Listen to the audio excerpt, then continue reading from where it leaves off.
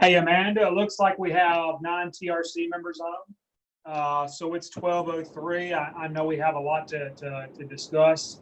I'm going to go ahead and turn it over to you, and we'll get started. Sure. Good afternoon, everyone. As we said, we have 9 members on the call presently, so that is just enough that if we have a unanimous recommendation that we would reach our 2/3 majority. So anything we're voting on today, if we have anyone who disagrees with the recommendation, we'll have to put those forward probably by email to the other members so we can get their input. Also, if we have CRs where the champion is not on the call, we will just skip over those and defer them to a later call. We have a number at the beginning of the call from Michelle, who I don't see on. And with that, just a reminder, tomorrow I'll be sending out the voting list for the email agenda that I sent out a week ago Tuesday that had just 14 CRs that were all championed by Jason about the filter and equipment room. So please, I haven't seen any discussion about those, but please review those, and we'll hope to get the votes back within a few days. And then also, we'll have to figure out what to do about our next email agenda. I don't have any submissions so far, but any of the change requests that are listed as non-substantive for the June 29th call agenda, feel free to send summaries of those in so we could try to address those by email. Otherwise, we're probably going to have to schedule, I don't know if anyone's seen the 6/29 agenda, but it's really lengthy, and a lot of them were just deferred from email. But we'll probably have to schedule a call for the week after that, which I'm not sure if the 6th is an observed holiday for the 4th of July for anyone, and if we should do the Tuesday, the 7th instead. So if anyone has any feedback on that, we can discuss that otherwise, but we will have to go ahead and schedule a call for that week. Is anyone aware of a conflict on Monday, July 6th?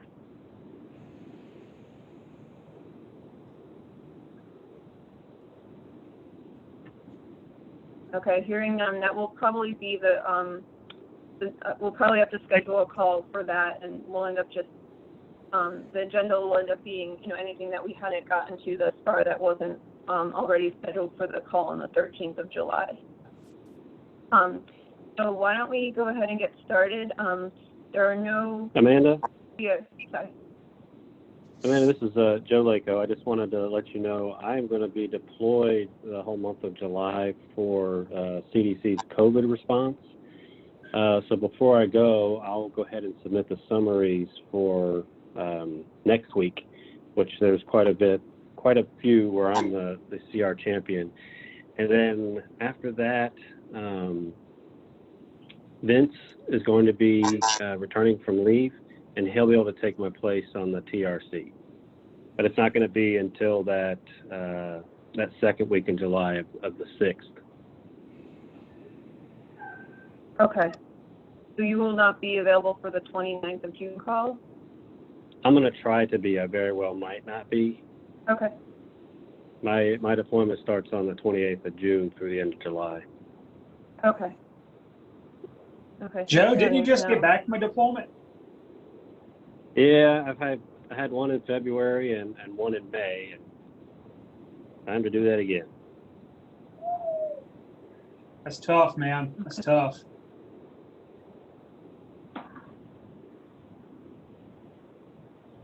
Okay. And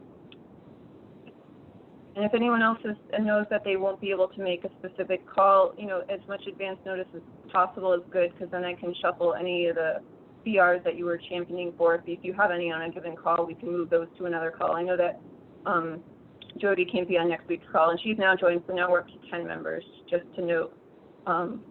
So we can link back in at the end of the call for any more admin stuff, but let's go ahead and get started. There's no ad hoc committee type CRs today. These are all, some of them will be revisited CRs from the IP International Swimming Pool and Spa Code CMAC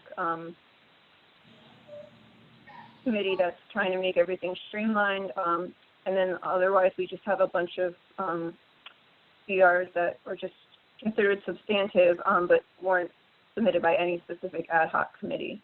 So the first one that we'll address is 412864-0001, and Be Close to the Champion. We're revisiting this CR, which was originally proposed by, I think it was the Interactive Water Play Venue Ad Hoc Committee, and they had some, we're going to go back and get some extra language, so I'll let him explain that. Thanks.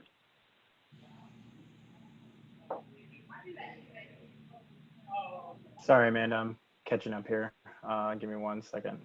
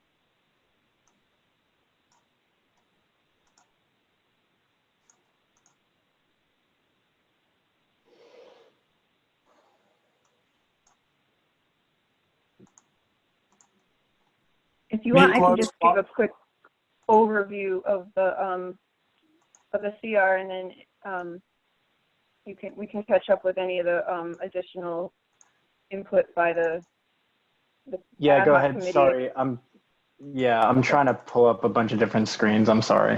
That's okay. So this CR proposed to add a section specifically into the interactive water play venues section of the MAC in Chapter 4 that was an overflow pipe to convey excess water, in parentheses, waste, to an approved local source through a suitable air gap shall be provided. So the discussion that the TRC had would be that that was one option to meet the intent of, making sure that the treatment tank wouldn't overflow, but that there were other options, and those shouldn't be excluded. So the TSC, the Interactive Water Venue TSC, I think they were going to work on language to not preclude other options, and maybe also mention, I think, sump pumps specifically as an option. So we were going to review modified language that would be more inclusive of various options and less prescriptive.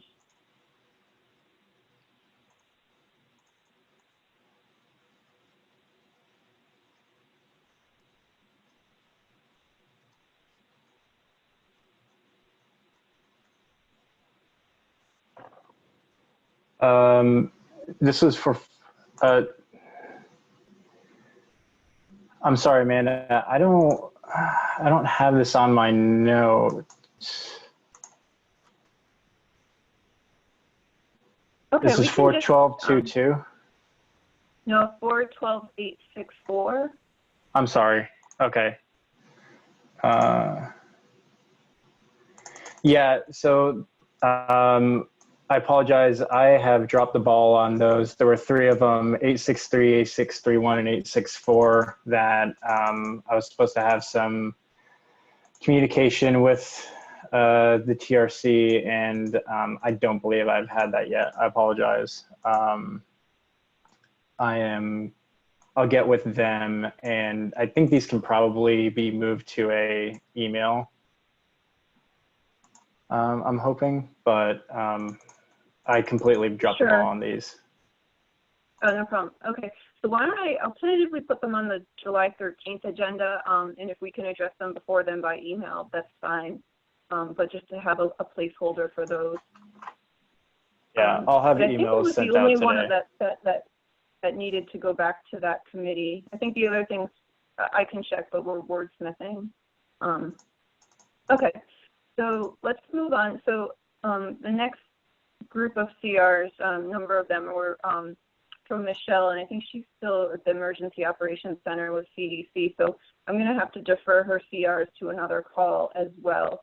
So I think that brings us down to the beginning of the CRs that were submitted by the Standing Committee for CMAC or MAC ISPSC consistency, and Jason was the champion of those. So we'll start with 4.5.18. Amanda, if I can just say something real quick on these reconciliation CRs, just to go back and remind everyone of what the process was. We created a MAC ISPSC reconciliation committee to address discrepancies between each individual code. As part of this process, both agencies, us and the representatives for the ISPSC, had several meetings to look at these differences, some that required CMAC and MAC input and modifications, and others that were required by the ISPSC. Our cycles are slightly off, so we are currently reviewing the MAC, obviously. The next revision for the ISPSC comes, I think, in 21. So these were worked on heavily with Doug and other MAC members, MAC representatives, and various representatives of the ISPSC. So just kind of that background. So do recognize that we did put a lot of work, a lot of discussion into these CRs. And just to further note that Technical Review Committee had discussed all of these CRs on our first call on March 9th. So the only ones that we're discussing today are being brought back to revisit because we had either needed more information or clarification.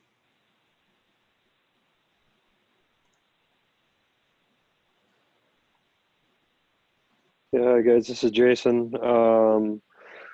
So we'll start with 4.5.18, and there's a group of 4 here, which we'll take one by one. So 4.5.18.1 is immediately adjacent underwater shells shall be constructed immediately adjacent to water shallower than this. It removes 5 feet and makes that new requirement 3'6". So that's your underwater shelf. The depth of the pool next to the shelf shall be 3'6" or shallower versus 5 feet, which is what it is now. And then adds all underwater shells shall contain at least 1 set of stairs, at least 3 feet in width, and at least 1 handrail transitioning from the other underwater shelf to the deepest or to the deeper adjacent water. So it adds a set of stairs to an underwater shelf to create a access and egress from the shelf into the body of water is the intent. So I am on the committee, so I don't feel like I should try to sway you guys one way or the other, and then I also shouldn't be voting on these.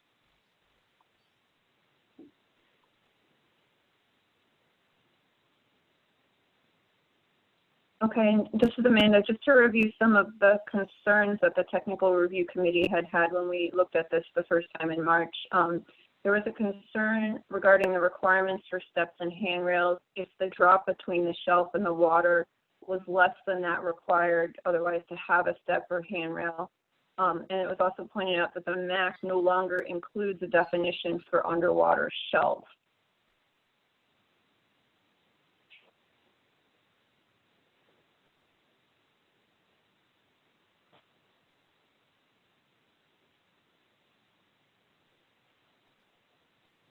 Is there a different term besides underwater shells that's currently used, or was it just dropped completely?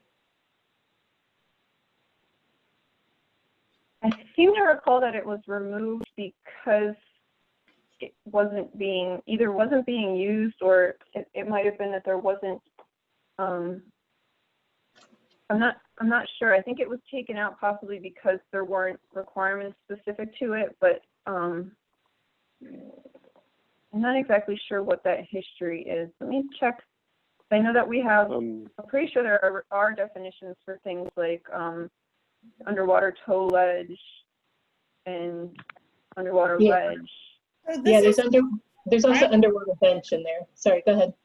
No, sorry. This is Jennifer Hatfield with TRC, and I don't know if I'm allowed to speak or not, but I know I've been sitting on all those harmonization calls, and I know, and I actually don't know if I didn't send the final language on this one, but I remember looking at our notes of the harmonization standing committee for MAC and ISPSC that, they were looking at addressing these things because a lot of states they call them sun shelves. I know in Florida and Texas, they utilize the term sun shelf. So I just wanted to throw that out there. Yeah, there's the various names for them. Sun ledge, sun shelf, Baja bench, ledge. There's a lot of different names. I'm kind of looking through definitions here to see.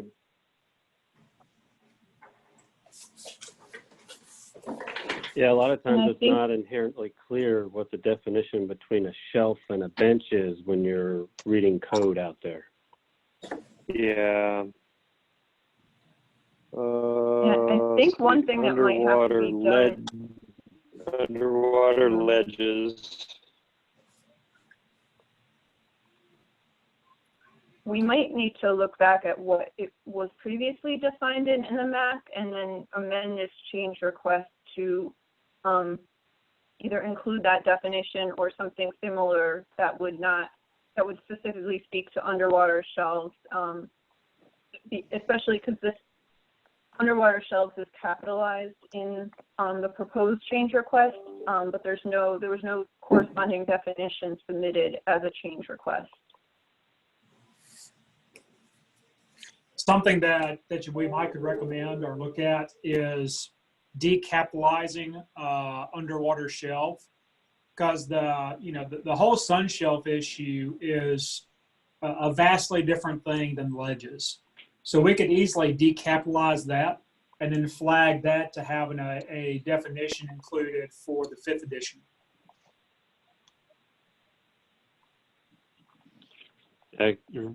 Right now in the MAC, in the text, underwater shelves is capitalized, which means it should be in the glossary, and it is not.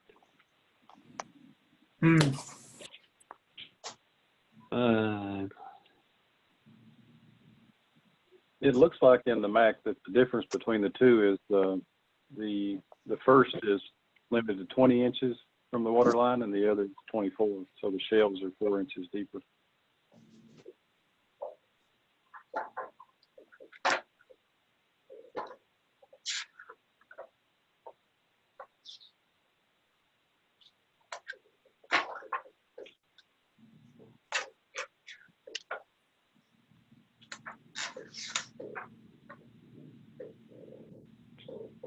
What's the next CR, the 3.20038? Is that a definition that goes along with this 4518?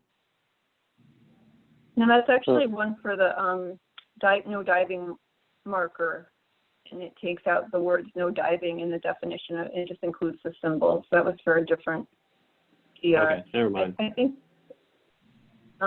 the two options would be to defer the CR to a later call and dig out what the old MAC definition for underwater shelf was from one of the previous editions, and weigh it with that, and then also look at the handrail concerns. And the other option would be to just decapitalize it or remove the capitalization. But I'm not sure if the definition was inadvertently removed or not, but I feel like it did come up in the last change request cycle. Hey, Amanda, that there was no definition. Yeah, sorry to interrupt, but I just did a quick search on the 2014, 2016, and 2018 codes version of the MAC, like not the annex, but just the code. And it's underwater, it's not there. So maybe it's in the annex or something, or maybe it's mentioned but not in the actual glossary, but or maybe it's hidden under like as a sub definition under something else, but just in a quick look, I don't see it in there in any of those versions. And I guess the other alternative would be to propose a new definition for it. But I know that there was, you know, going way back into the original MAC development, there were, I think that's where the definition might be, and it may not have ever ended up in the first edition of the MAC. But I think there was an intent to distinguish underwater shelves from ledges and the other similar things, underwater benches, things like that. So there is a text under the second edition, 4.5.18, that does reference underwater shelves. And it has annex information where underwater shelves can be areas such as expanded top tread of a stairway or a separate area many feet wide and long. Main purposes for lounging in very shallow water or in chairs or contoured as couches. So we did have that in there.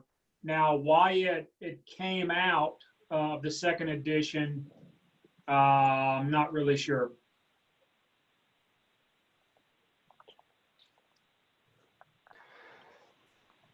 Well, Didn't you just say that it was found in that, what you just read, that definition was found in the annex? Correct. When it comes up on the, when you do a search, it just comes up as annex information.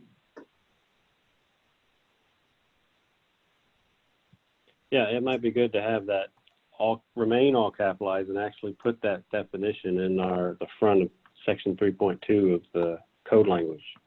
Yeah. I guess on the next edition, number 5. Yeah. Which we would need to decapitalize it for this go round. And then for the 5th edition, add a CR to change that to all caps to a formal definition.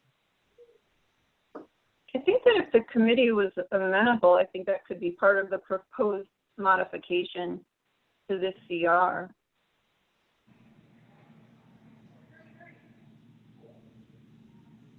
Yeah, this is Jason. That's what I was going to say is could I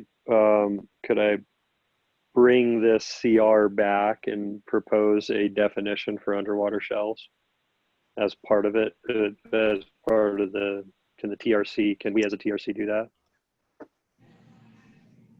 The only problem is that would technically need to be, because that is a different section, that would technically need to be a new change request. And then we I run know into that in the issue past of, we split them up as needed to yeah. you know, make a definition, and I think that was something that was just done last week with the ventilation committee.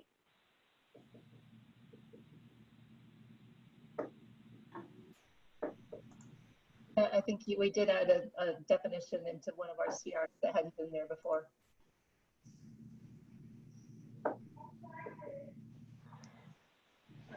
Okay, can I make the argument though that since it's in the annex right now and it seems to have a pretty good definition, does it need to be tackled during this go around, or can it wait till the next one? Would it be helpful? This is Jennifer Hatfield again. I'm looking at the standing committee on this issue, and I know that the notes were that the original issue here was dealing with the transition area steps, and it was section 4.5.4.6.1 of the MAC, and what was in the ISPSC dealing with vertical drops in section 411.3.2. And that was the initial, I guess, you know, issue there was those two sections. But the notes were that really both the MAC and the ISPSC need a little work in this area because as I said, we're seeing states, Florida, Texas, others that have these more detailed public pool requirements for sun shelves or whatever you want to call them. And so, you know, I don't know if that means that, you know, I think both codes needed more vetting on this is the point, but those were the specific sections that were the original issues with regard to harmonization.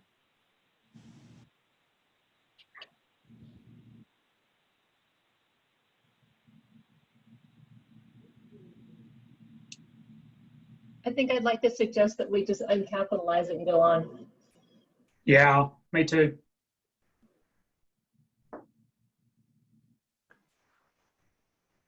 I agree. Yeah. We run up into too many technical issues where we're mincing hairs on what we can do. And I think to preserve the integrity of the process, we just decapitalize it. And again, the standing committee can put in a change request to add that definition for the 5th edition.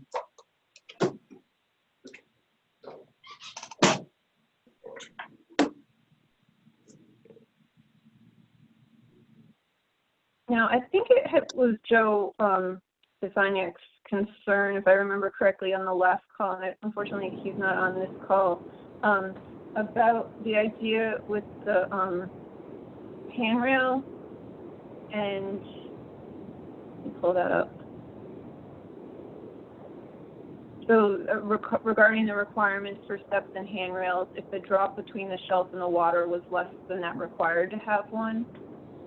So I don't know if anyone can speak to that. I think it's that it's requiring that all underwater shelves shall contain at least one set of stairs, at least 3 feet in width, and at least one handrail transitioning from the underwater shelf to the deeper adjacent water. So I think the concern was that, these are very shallow underwater shelves, whether or not they would need those.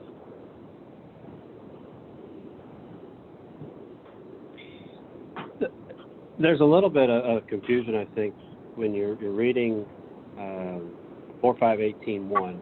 Underwater shelves may be constructed immediately adjacent to water shallower than 5 feet. So let's say there's a shelf right next to 5 feet of water. And then a minimum depth of the water of the shelf itself is 24 inches. So that means that there's a 3-foot drop off into 5 feet of water. So when we're talking about these differences, is it the difference in water depth, or is it in the difference in the floor depth? Because one is 2 feet of water and one is 5 feet of water. And then there's a difference of 36 inches between that vertical wall between the 2 horizontal floors.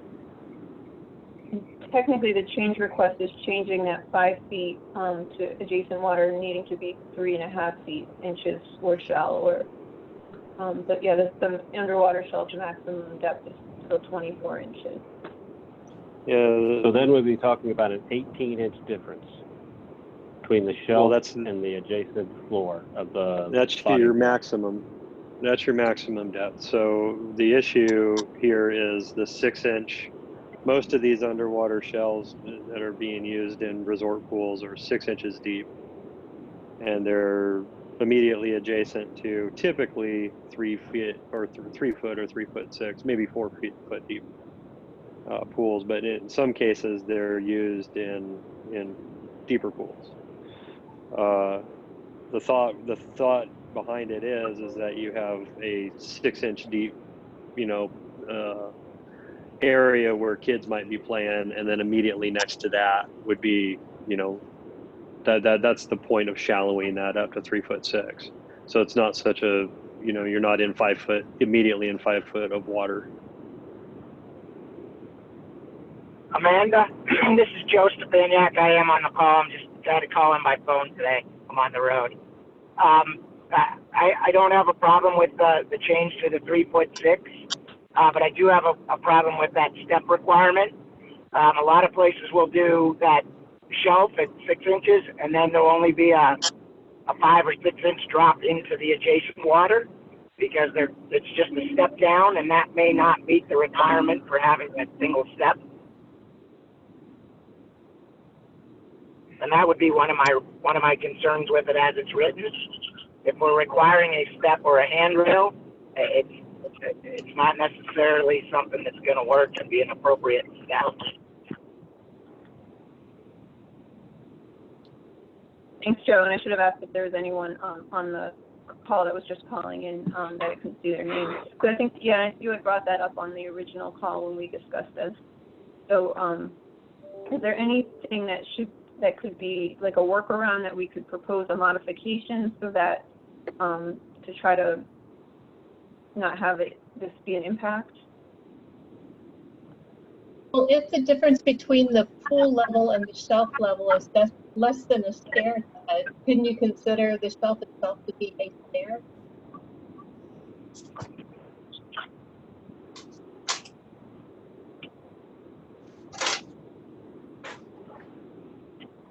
If I'm understanding the CR correctly, it's only talking about the transition from the underwater shelf to the deeper area. So, you know, it will go from 6 inches where the shelf is down to the bottom of the pool. And I think it's just trying to allow people that maybe aren't as mobile a way to get from the shelf into the pool without having to kind of jump off the edge. Yeah, I think Joe's point, though, if I can speak for him since he's in the car, was that it's not necessarily going into 3 feet of water, right? It might be going into a shallow end of a pool, where that shallow end of the pool really, you know, only 6 feet deeper than what the shelf is at. So you really need stairs then for that.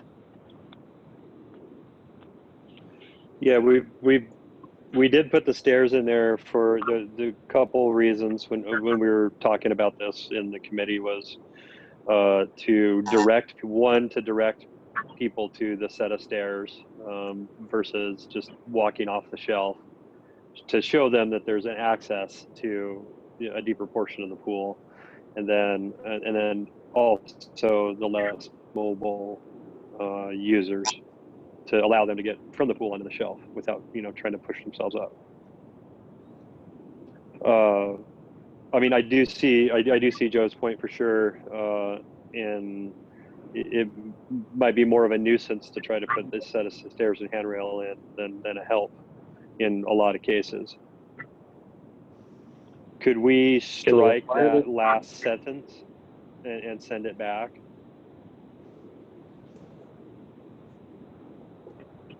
Could we Yeah, I was recommend thinking that maybe the last requirement should be if the difference between the shelf and the pool floor is greater than 12 inches or some other number we come up with, then the stairs are required.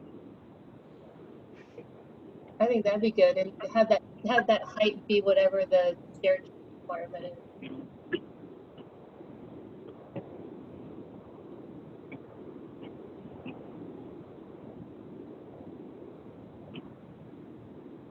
I can note that.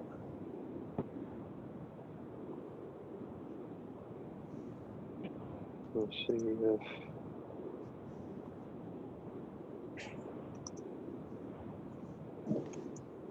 And Jason, you're on that committee as well, correct?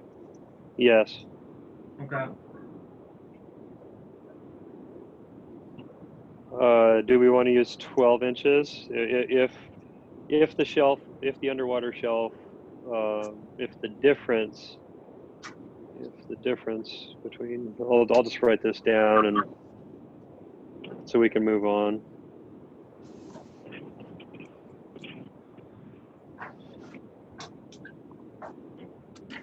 I'll write this down and email it. 12 inches. I like using 12 inches. 12 inches is listed in the MAC in section 4545 as the maximum height of a stair, of the riser. Mm-hmm. That makes a lot of sense then. Yeah, I agree. Yep.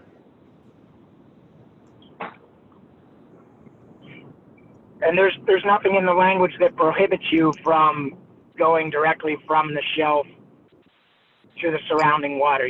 There's no requirement that has to be blocked off anywhere. So I think that takes care of some of those ADA questions that might arise there, because you can still use that as a transfer station. So I think you're okay with that.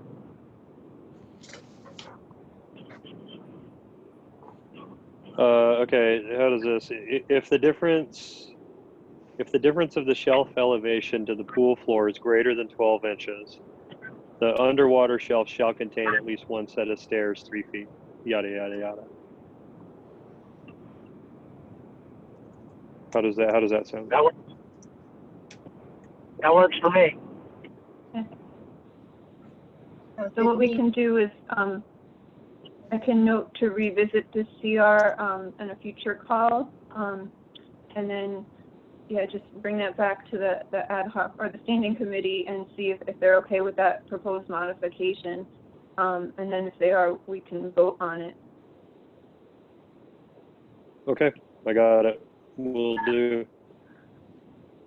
The next is 45 or 4.5.18.2 regarding nosing. So underwater shells shall have a slip resistant color contrasting nosing at the leading horizontal and vertical edge on both the top and the leading vertical edge. It should be viewable from the deck or from underwater. Let's see, nosing right now, current requirement is, shall have a slip resistant. Oh, I think that's just got copied in. It's already existing language. I'm sorry, that was just part of the CR. It's already existing. I'm looking at, let's see. Underwater shells, okay, minimum depth inches. That's existing, okay. So the next one, the next one is, in addition, is 4.5.18.4 depth markings. So this adds depth markers. So adding the language, underwater shells shall be required to have horizontal depth markings within 12 inches of the leading edge of the shelf, identifying the water depth at the deeper adjacent water to the bathers. The depth markings are required to be at the same spacing as required in 4.5.19 and are in addition to the depth markings on the deck required by 4.5.19. So what we're saying is you would have say your sun ledge or shelf is 6 inches deep. You would have a 6-inch depth marker at the coping edge of the pool to the ledge, and then on the nose of the ledge to the adjacent body of water, there would be a depth marker indicating what the depth of that water is. The body of water.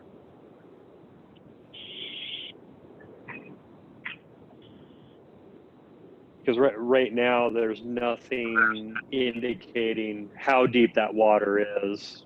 If you had some type of a large shelf, your depth marker says 6 inches. There's nothing that indicates that what the body of the pool is.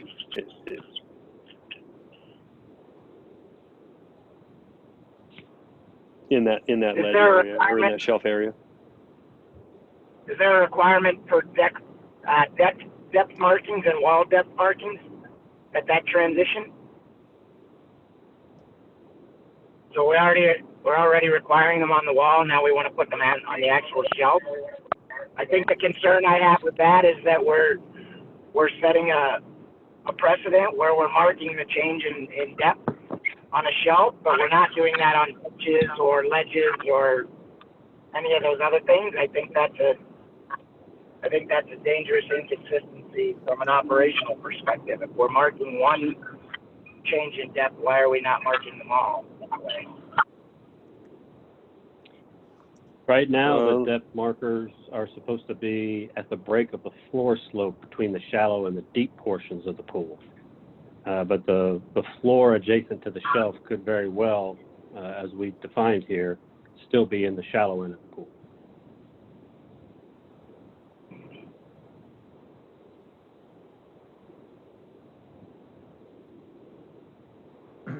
What number is this one with the depth markings? I'm trying to find it. I can't find it. It's 4.5.19.11. Okay, thank you.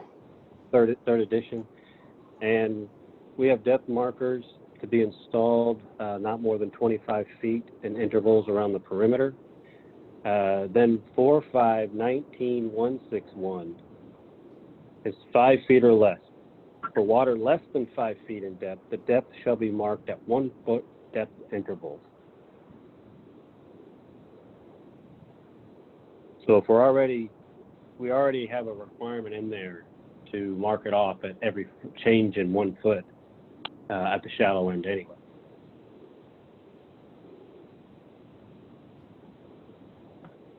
And I think this is kind of akin to the question of depth markings, like for a pool that has kind of a bowl shape, where the maximum depth is really in the center, but not, so if you just read the ones along the deck, that you're thinking it's a certain depth, but it actually gets deeper as it goes into the center.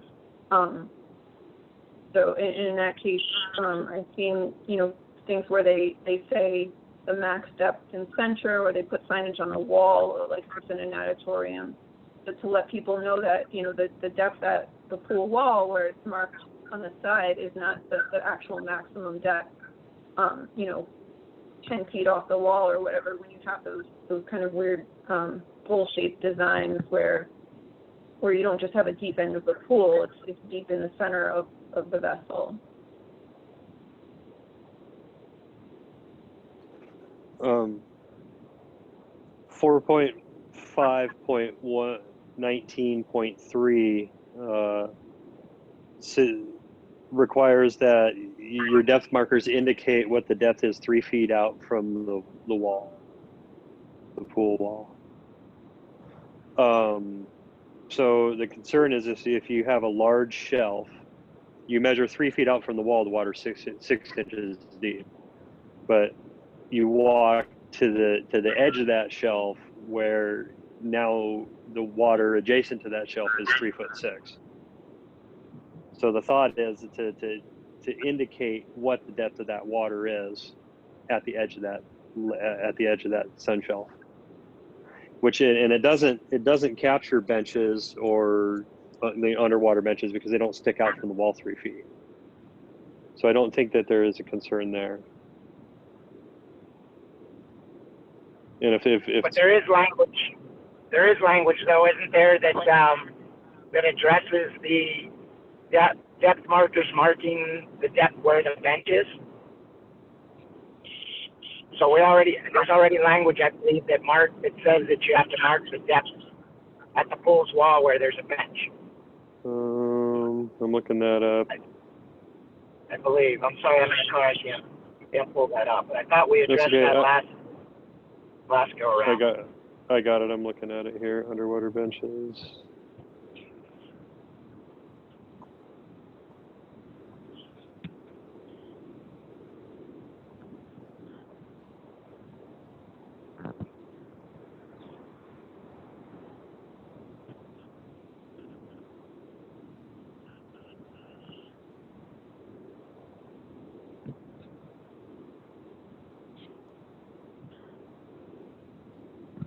I'm not seeing it. Going through it again. Okay.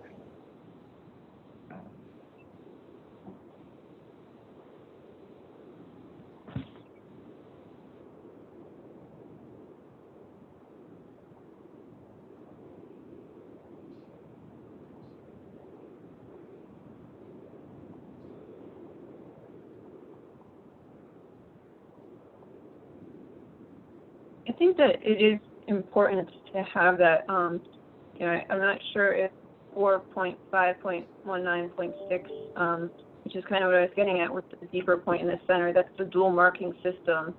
And it's kind of more performance-based. It doesn't require that, you put, as this CR would, where to put the markings, but I'm not sure if that would be sufficient.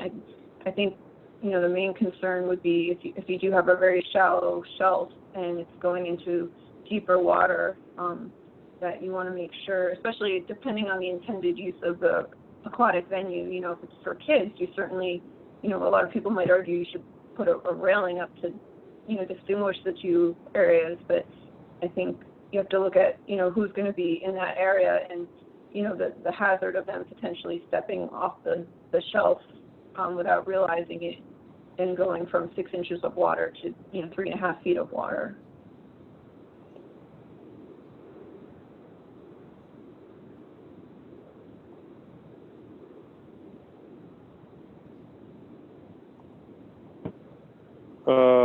Let's see. I don't see anything regarding benches. Just indicates the measurement 3 feet out from the wall. But yeah, we don't want to get involved with putting some type of railing or anything like that up, you know, in these resort style pools that almost all have these benches in these larger resorts or these shells. I think the next best thing to putting a railing up along in the middle of the pool along these large underwater shells to, you know, to maintain the and then add the depth markers to that indicate that that water is X deep at the edge of that ledge.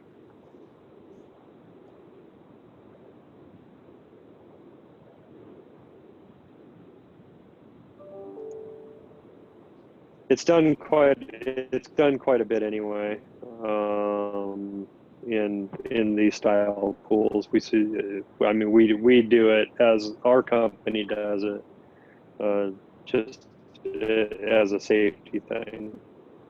The group thought it was a good idea to present this CR to make it standard.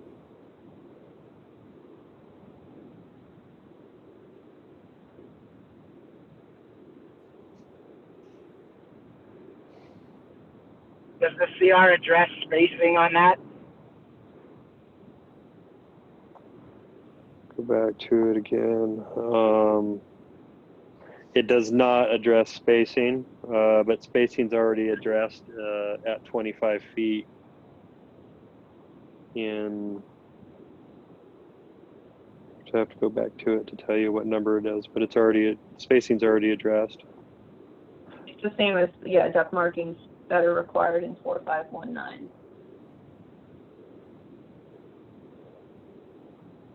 But does that other 459 or whatever it was, does that speak to spacing on the deck, or does that speak to spacing in general? I got it right here. As of right now, there's no requirement anywhere to have a marking on the bottom of the pool. And now we're going to add a depth marking to the bottom of the pool. No, to the top of the bench, to the top of the shelf. Right, but that's at the bottom of the pool, right? That's below the surface of the water. It's not on the wall. Yeah. It's not on the pool wall or the deck. It's going to be added to the floor of the pool, in essence, and the wall within the pool underneath the surface of the water.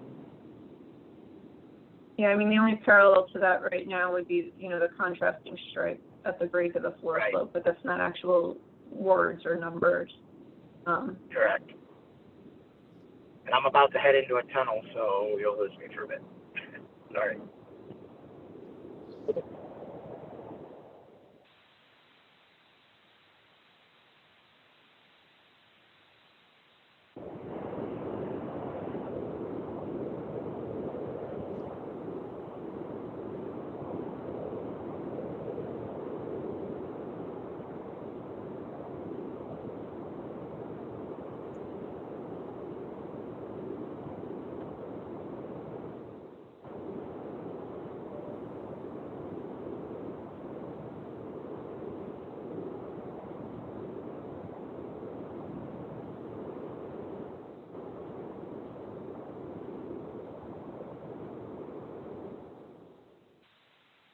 I think in the Amanda, interest of time, this CR is actually, it's all part of the 4.5.18. These changes are all part of the same CR.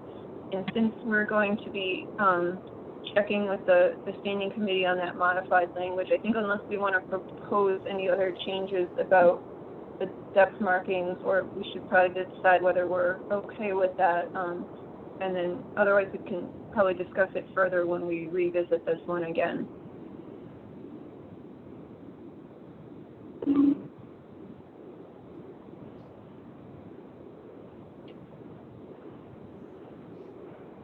So we want to, Amanda, table this until we bring this one around again?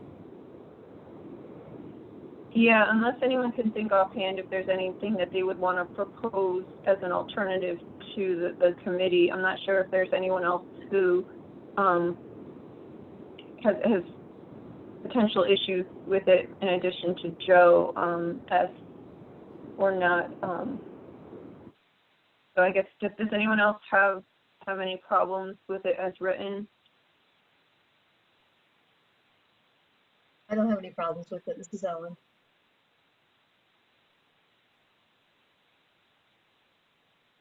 Okay, so I mean, we will be revisiting it, and I think you know, we just might not come to consensus, but if enough members are supportive overall, then you know we're okay. You know, it is okay to have one or two disagreements. So I think, you know, we'll revisit this one because it is all part of 4.5.18, which is a single change request, although it is proposing to do multiple changes to a few different sections. But yeah, I think for now we could probably go on to 3.2-0038. Okay. All right, 3.2-0038 is no diving markers. So it changes, this particular CR changes the definition. So no diving currently reads right now, no diving marker means a sign with the words in quotation, no diving, and the universal international symbol for no diving pictured as an image of a diver with a red circle with a slash through it. So this CR removes the words no diving and goes to just to the international symbol.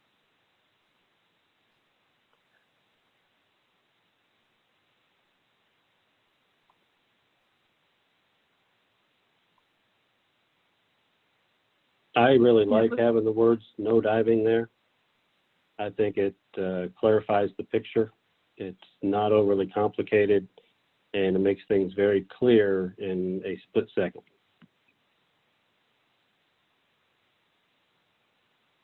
As opposed to somebody who's not familiar with pools having to try to figure out what a circle means with a line through it and a stick figure. So you don't think that symbol is universal enough that people could just glance at it and know it right away? I do personally. I'm worried about the person that doesn't. Yeah. I think having them both is very beneficial. I agree. I think we're significantly better off having both.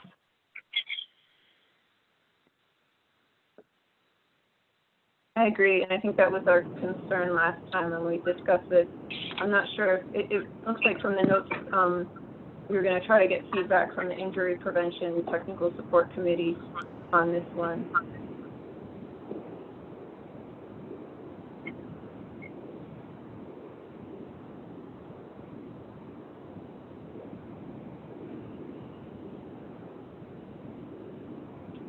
And also note that, so 3.2-0038 removes the required words no diving from the definition of what the no diving sign is. And then change request 4.5.19.4 actually removes the requirement that those words be included on the no diving sign where it's required to be placed around the pool.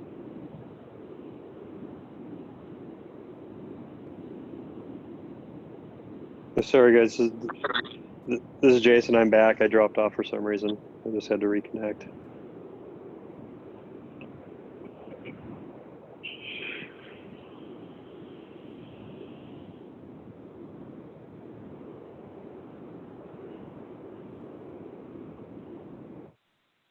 So is anyone in favor of removing the words no diving from both the definition of the no diving sign and also the actual requirement?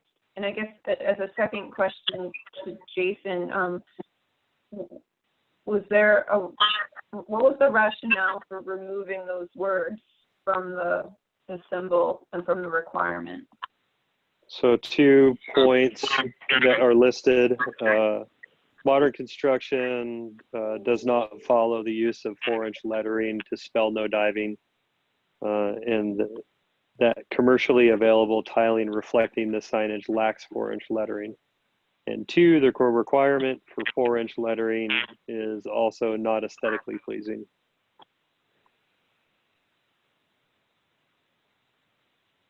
So it sounds like it's about the size of the lettering, not that there is lettering. If this is all right, this is Jennifer Hatfield, and I'm not trying to influence one way or the other. I just was part of the staffing, side of the harmonization committee. I just think it's also important to point out I know it says it on the bottom there is, again, the harmonization committee was to look for where there was conflicts between the ISPSC and the MAC. And the ISPSC just requires the symbol. It does not require the words no diving. So the other idea was this with the line, so there wasn't a conflict. And the idea that the symbol is universal and, it doesn't matter what language, if you're not proficient in English or not, in addition to the comments Jason made, just pointing that out is all. One other thing to point out, just as it come up, is that when you look at construction across the country, the 4-inch lettering specifically isn't really seen that often anymore, like it was 30 years ago. Oftentimes we're going with smaller lettering or the universal symbols as existing in the industry. On the no diving language itself, one thing to consider is as we look at the changing demographics of our population, we're having an increasing number of individuals that are where English is a second language, and they may actually be more familiar with the symbol rather than the specific English language. So just kind of throwing those out there. To expand on the aesthetic issue, when you look at some of the no diving placements, by the time you have lettered tiles to have 4-inch no diving, one comment was you're effectively having no diving all the way around the pool. It's probably an oversimplification, and I'm paraphrasing from what that statement was, but that was something that was brought up on the aesthetic issue.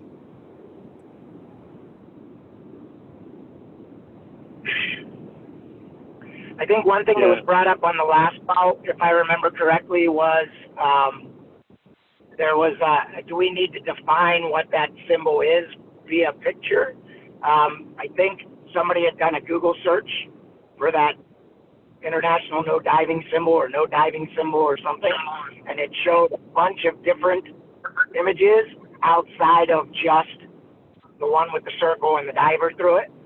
So I guess the question was, do we need to define what that symbol is if we're going to expect it to be a certain symbol?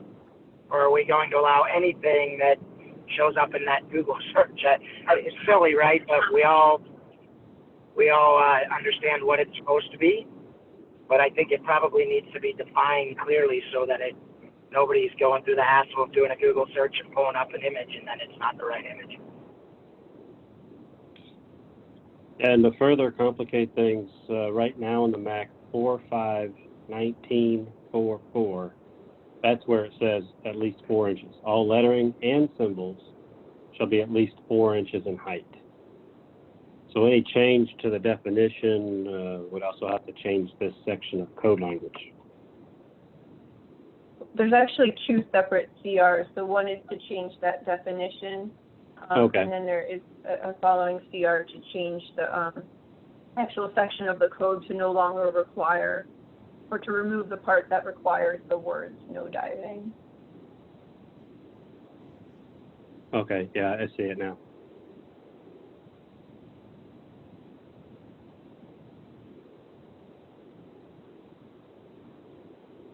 I guess it's just a general question. I mean, no diving markers themselves have to be, depth markings themselves have to be at least 4 inches high. Is that not a commercially available thing to get tiling with that minimum height for depth markings in general? The overall depth marker, when you look at everything involved, is typically 6 inches. But when you look at the custom lettering to spell out no diving in 4-inch high letters, that's usually a custom tile job. That's what I've noticed, at least.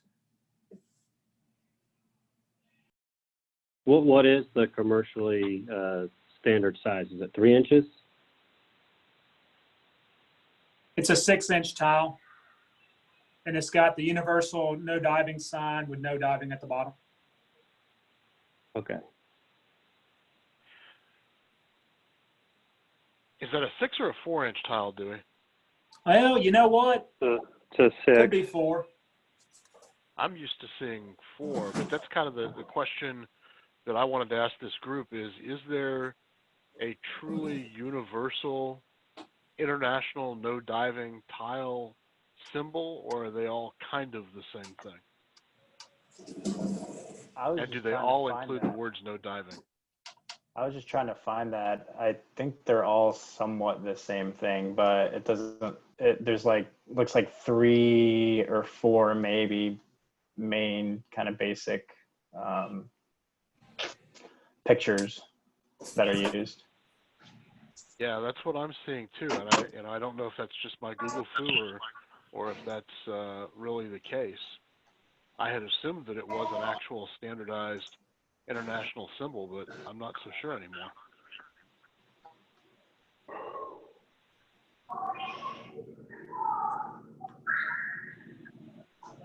So I guess going back, is anyone in favor of taking the requirement for the words no diving off, out of the code? I mean, I know that we want to have consistency. It's just maybe, maybe the ICC should change to include it. I don't know, just putting it out there. I think if we're trying to go ahead, Jason. I'm sorry. Oh no, it's Mick. I was just saying. I think as long as we're trying to harmonize, then we take it out. Yeah, I think as long as the words no diving are actually on the symbol tile as well as the symbol, and it's a standardized symbol, then I think that probably is okay. I thought we were talking about a tile that had just a symbol on it, but that maybe doesn't seem to be the case.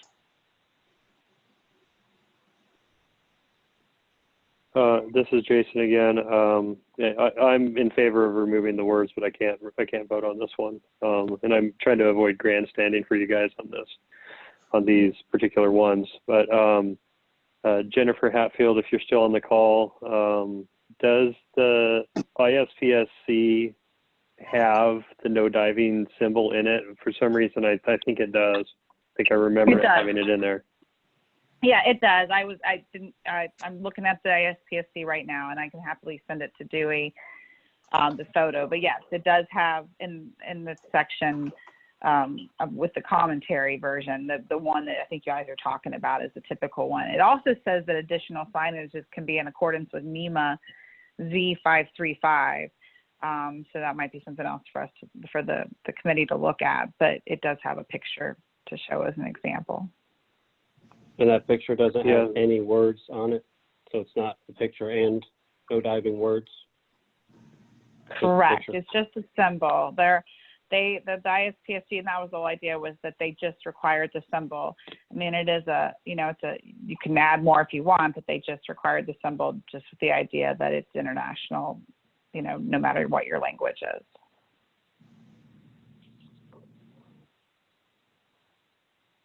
What about having and or?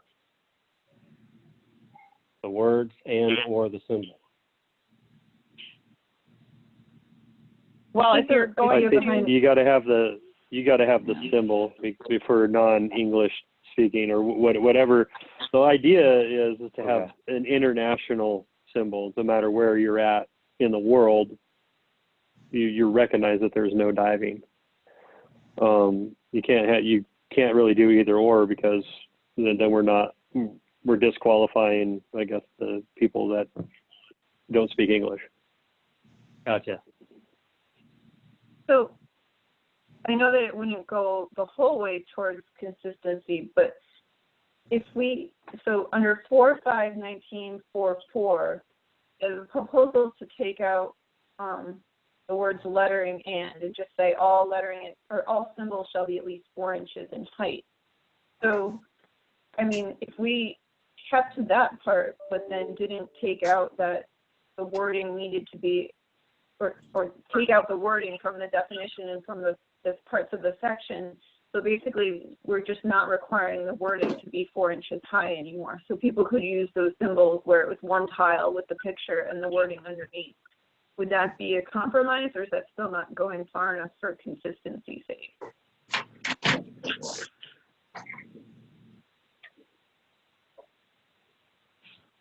Well, I know I'm not on the committee, but as someone who has dealt with both processes and so, I think that would be a good step in the right direction, because at the end of the day, I'm just going to try to show you real life, right? So if I'm in a jurisdiction that has both the ISPSC and the MAC, well, if you remove the 4 inches, I can still apply both and not have it as a builder and probably not be, I'm not in conflict. I just got to do both, right? So it would seem like it would be better than nothing. Yeah, and it helps with the aesthetic on the aesthetic side too, because you don't have no diving plastered all along these smaller pools every 25 feet in huge 4-inch letters, Because right now, spelling it out on the deck takes 1, 2, 3, 4 feet. So if we didn't, that's with the 4-inch lettering on a 6-inch tile. So if we could get rid of that 4 inches, I think that's a good step. That helps.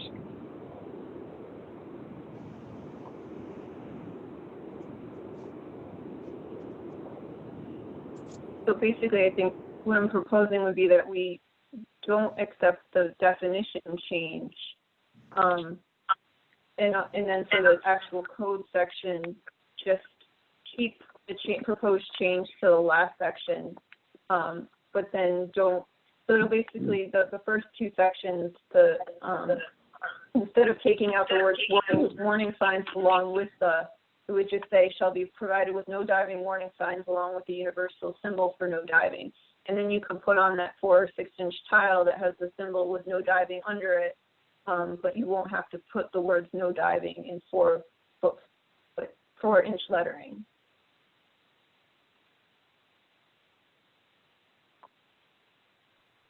You want to provide any kind of minimum size for that lettering? 451923, that also references 4-inch heights on the letters, or color for height for depth markers. It's 451923. So it's that one and 1944. And that's just for the depth markings, though. I think that would be separate and distinct from any requirement for the no diving markers, because they're specifically defined. Okay, yeah, all right.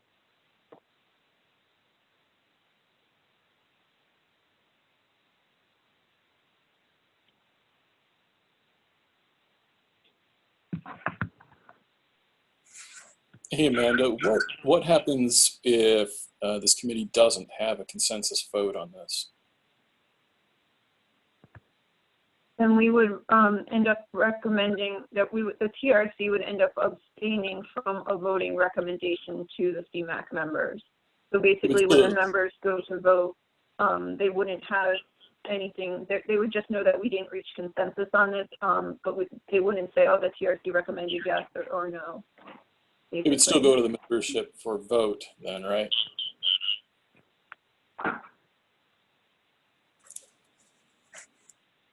Thanks. So I don't know, Jason, if this is something that you would want to bring that proposal back to the committee to see if they would be amenable to that change, and then we would vote on it. And that's that the TRC all thinks that that's a good idea for a change. But the process would be if we did at the TRC, then we would also bring that back to the standing committee to see if they're acceptable to that modification.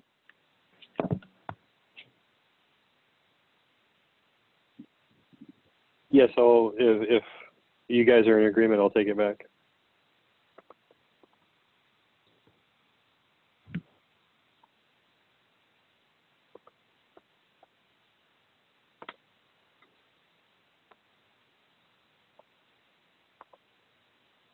But I think if we are in agreement for that, we could actually probably go ahead and vote on the definition part of it, because we would just recommend a no vote on that one if we were going to want to preserve the words no diving in that no diving marker definition.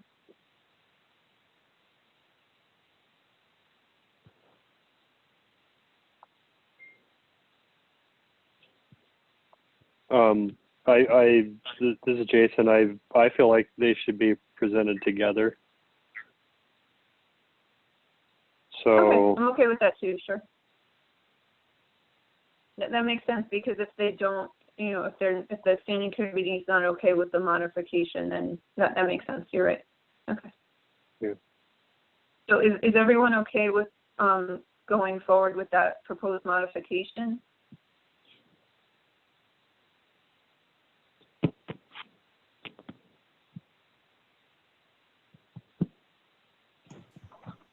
Yeah, Okay, I'm good hearing with it. no objections.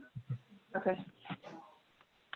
So let's move on to, so Jason, thank you in advance for bringing that one back. And then I'll schedule that to revisit on July 13th, as well as the 4.5.18. okay.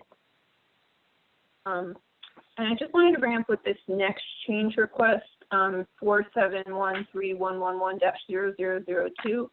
There's another change request that we have further down on the agenda that Kevin was championing from. It's the same number, but it's just -0001. So I think let's do those both at the same time, because they're proposing modifications to the same section that are, one's proposing to take out the section, one's proposing to change it. So we really can't recommend a yes vote for both. So I think we need to weigh them at the same time. And there's another one further down that we'll do the same thing with, I think, 4716 and 47161. But let's start with the 4713111-0002. And I have that one as well. So it strikes the language, alternative designs shall be allowed based on adequate engineering justification. And the explanation for this is, this does not indicate that any approval is necessary.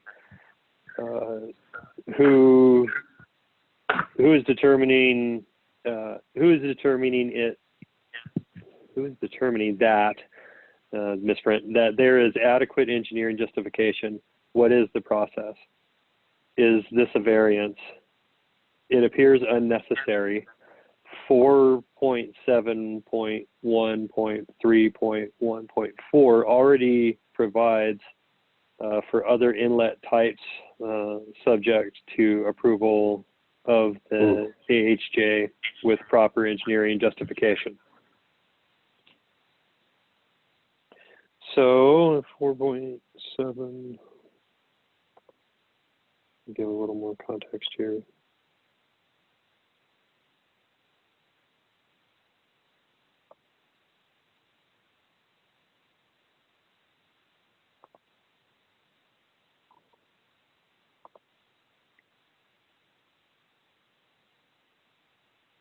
So the one ending with -0001 strikes the whole section, so it takes out alternative design shall be allowed based on adequate engineering justification.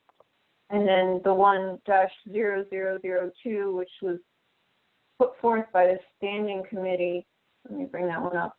So that one is the one that talks about adding, so it's alternative design shall be allowed based on adequate engineering justification. And it adds the language using a computation fluid dynamics model of the pool design that documents in-pool circulation without any dead zones. And so when the TRC had discussed this in March, there's some feeling that the proposed wording unintentionally required the use of BSD models. And so there was some question as to whether you could there are other means to provide this adequate engineering justification that would be excluded. And we were wondering if language such as, or for example, or including could be added to clarify that it was an option. But other members had decided that, or felt that it was better, this whole thing was better suited to the annex. So we were going to discuss this on a future call because we voted on it, took a preliminary vote, and we weren't going to have enough members voting either way to reach consensus.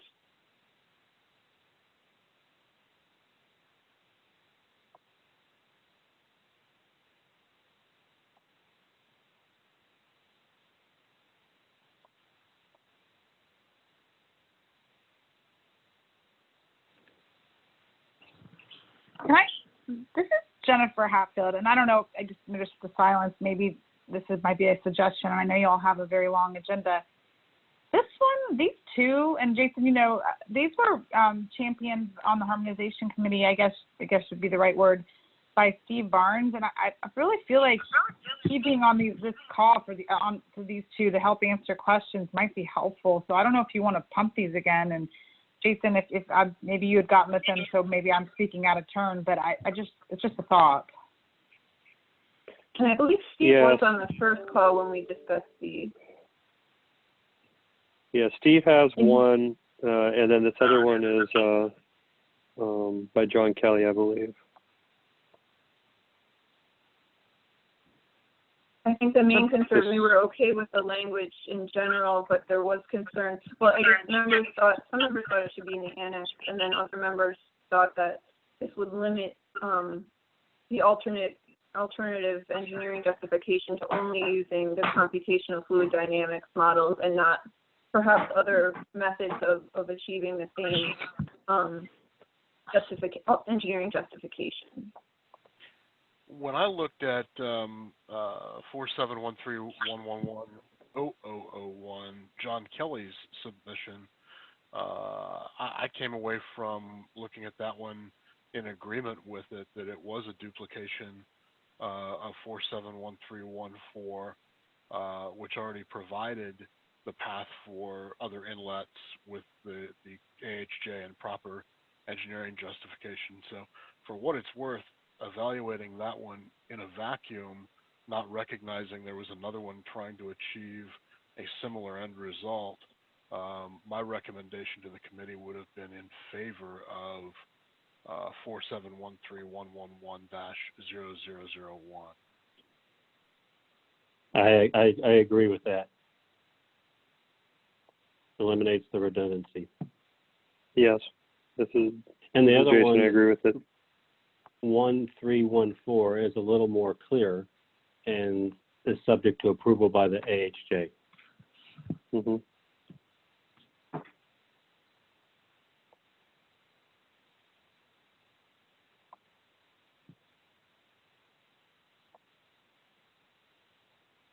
So would any members be opposed to if the TRC recommended a yes vote on the -0001 and then a no vote on the -0002 with the rationale that the -0002 isn't needed because the MAC already allows for alternatives and we're taking out that section anyway from that specific area?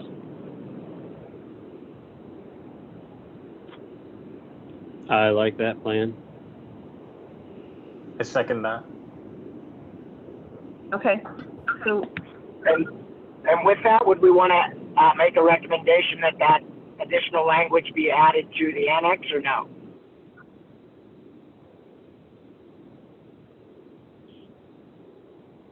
On 0002. I think that we could know, I mean, the CDC kind of has the liberties for the annex, so I think that we could, in this evaluation, we could note that we recommend that the CFD modeling be listed as an option for how you would provide, alternative engineering justification. Sounds good to me. That's a good idea. Okay, so let's, I guess, vote on these. So 47131111, -0001, which would remove the sentence that the code requirement alternative design shall be allowed based on adequate engineering justification. Does anyone recommend a yes vote on that CR? I mean, a no vote, sorry.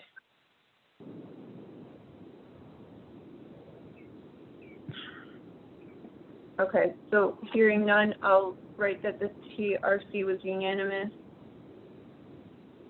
And then for 4713111-0002, which proposed changes to that section, does anyone recommend a yes vote on that?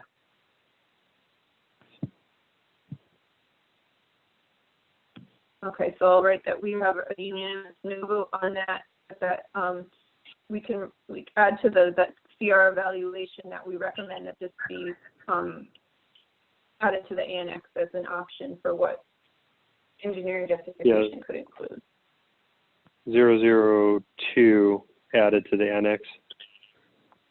Yeah, so, and I think we probably have to reword it a little bit differently from how it is in the code, but just kind of added as a mention that, you know, alternative designs, you know, might, for this, you know, I guess the annex discussion would mention that there are alternatives and that the AHJ could possibly, you know, accept alternatives for this with adequate engineering justification, which could include CFD models, something like that. Okay. Now, the next one was 4714112-0001. So that was basically along the same lines as the -0002. But I don't think that we had any change request that was proposing to, I'm trying to find it on the list, proposing to delete that section, unlike this last one.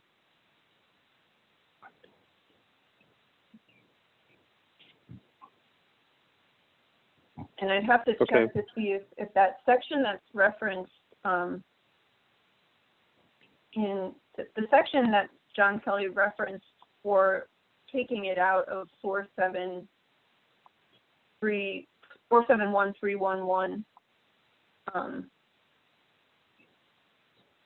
I'd have to go back to that CR and see if that language would apply to this section as well, if they're all in the same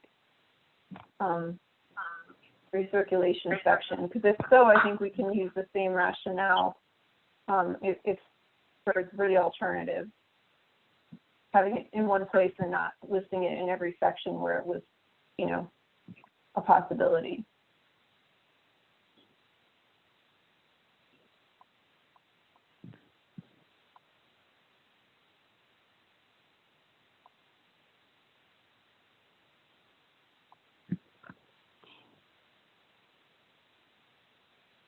Okay, so should I be moving on to present 4714112-001? Yeah, I'm just checking real quick. That's very similar to the other one in terms of what the intended change was. And I'm just trying to find whether or not it would still be, so whether 471.314, that's already providing for other inlet types. So I'm just wondering if that would also apply in this section or if it's too different that we need to weigh this on its own. Well, this one's referencing skimming, right, or perimeter overflow?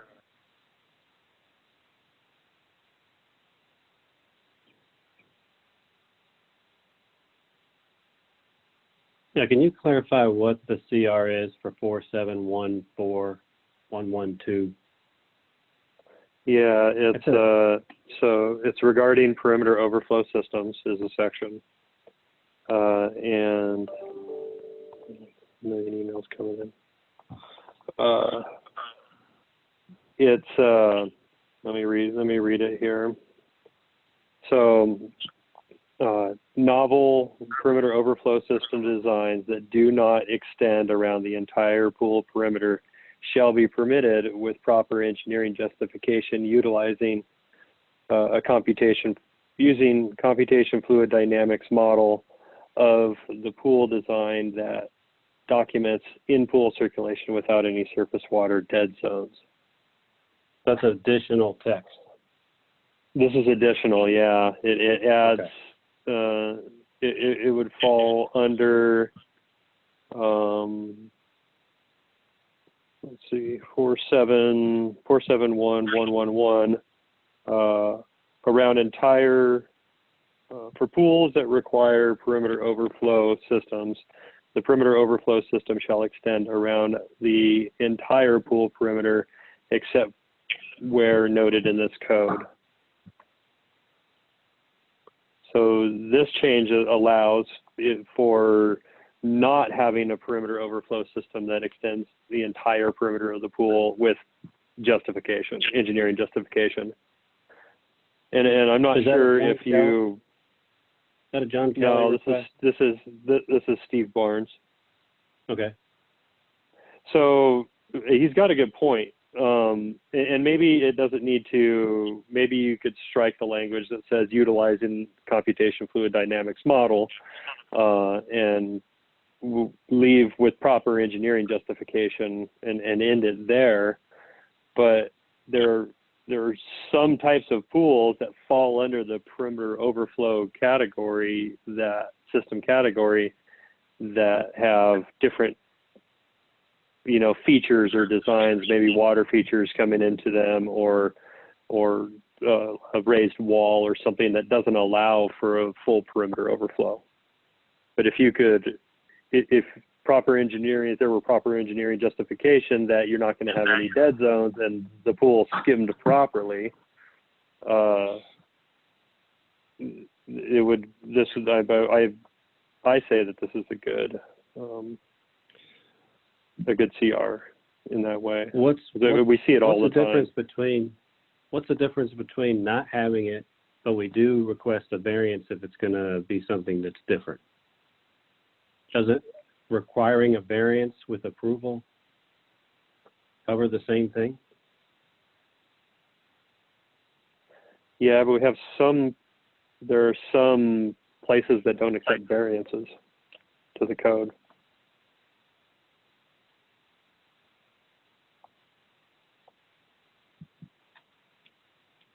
So I think along the lines of from the last year, what was the concern when we discussed this the first time around was that it might limit the proper engineering justification to only using CFD models.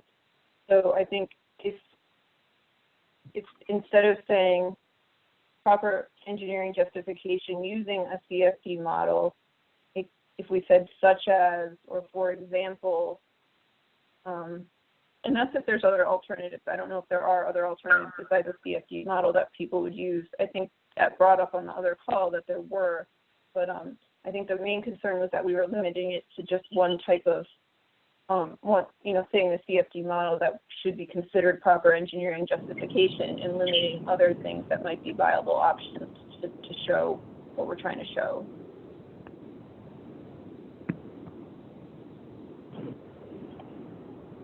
Yeah, I would support this if we eliminate the CFD and the rest of everything that comes after it. Again, I don't think that it's always that you need CFD. Maybe somebody would argue you don't need anything. I mean, who's to say that there are dead zones? I mean, we've already been doing this, as people have mentioned, with walls and water features and things like that. And, it's probably not been a problem. So, I think it's a little ridiculous. Probably this company specializes in CFD, even though they don't know what it stands for. And they're trying to write a bunch of CRs to drum up CFD businesses, is my take. But I think we should allow variances, so to speak, whether we write it in here or we just have a variance statement.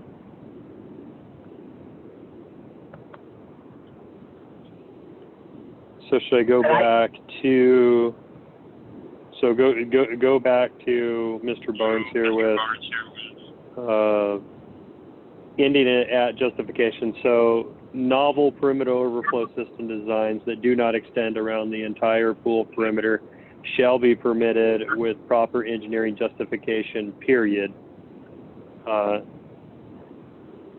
And then do we do the such as utilizing a CFD or just leave it at that?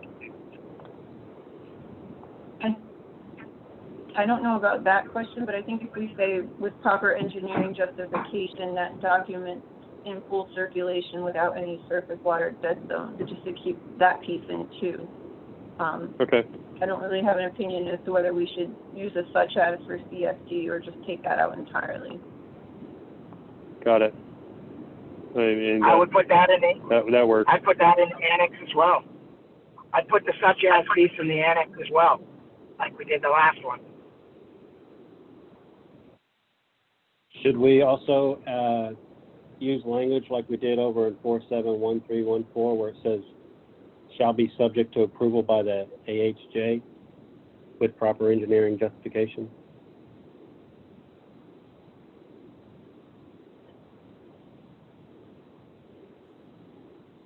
Yes.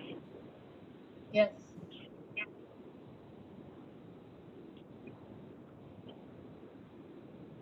And Amanda, if I remember correctly, the last time we talked about these, there was some concern from some folks whose jurisdiction does not allow for variances. Is that a concern here? I just remember a conversation that certain AHJs don't allow for variances or have an allowance in their codes for variances. Is that a concern here, or is that just something they have to address? I believe that was a concern, and I think that one of the workarounds is that if it's approved as part of the design, that might be something different than issuing a variance. So I think the way that we're proposing to do similarly to 471314 would be giving them that option, yeah.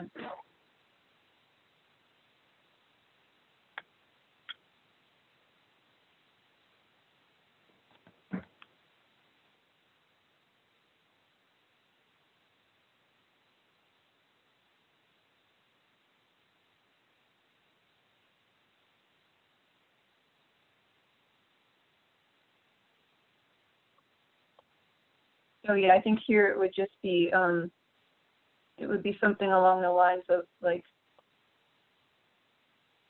novel POS designs that do not extend around the entire pool perimeter shall be permitted or shall be subject to approval by the AHJ with proper engineering justification that documents in full circulation without any surface water dead zones.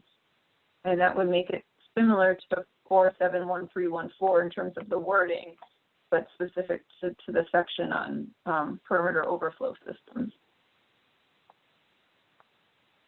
I like that. That's what I have. I have that written down. Okay. Already. So That's exactly what I got. Great. So I'll put this on the agenda for the July 13th call, along with the other two that we're gonna, or three that we're gonna revisit. And then, so moving on, so 4716-0001, that one is from the standing committee, but I did want to call attention at the same time to the one further down on the agenda, 47161-0001, because they do kind of overlap in what their intention is. So maybe, Jason, if you want to give a quick overview of 4716, and then Joe Lako, you can give a quick overview of 47161 so that we can evaluate both of them together.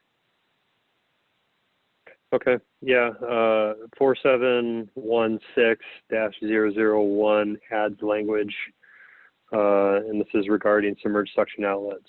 So submerged suction outlets, including sumps and covers, shall be certified, listed, and labeled to the requirements of ANSI APS P16-2011.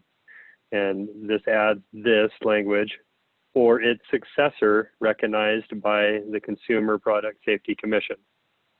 The explanation for the CR is a new standard ANSI APSP ICC 16 2017 will be effective in November 2020 to replace the 2011 code or standard.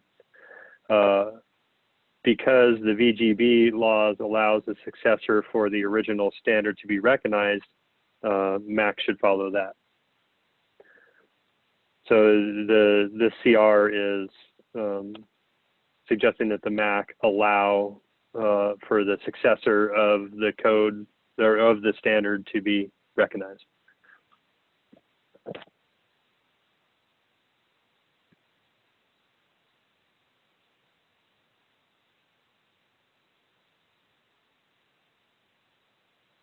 I'll make one quick comment. When we wrote that code, the VGB stuff was around, and it wasn't that it was a problem or people didn't have to avoid it, but we felt that what we wrote in the MAC was more comprehensive, more safe, and better than what was already existing.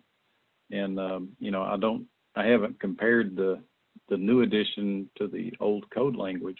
But, you know, there could be some things that are marked through here that are actually important design features that are not necessarily covered in that ANSI standard. You know, not saying that there's anything wrong with the ANSI standard, just that, you know, perhaps the original language there that's being struck out on this one is perhaps more.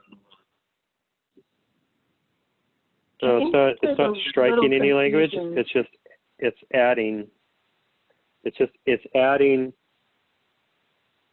It adds this to the section, or its successor recognized by the Consumer Product Safety Commission.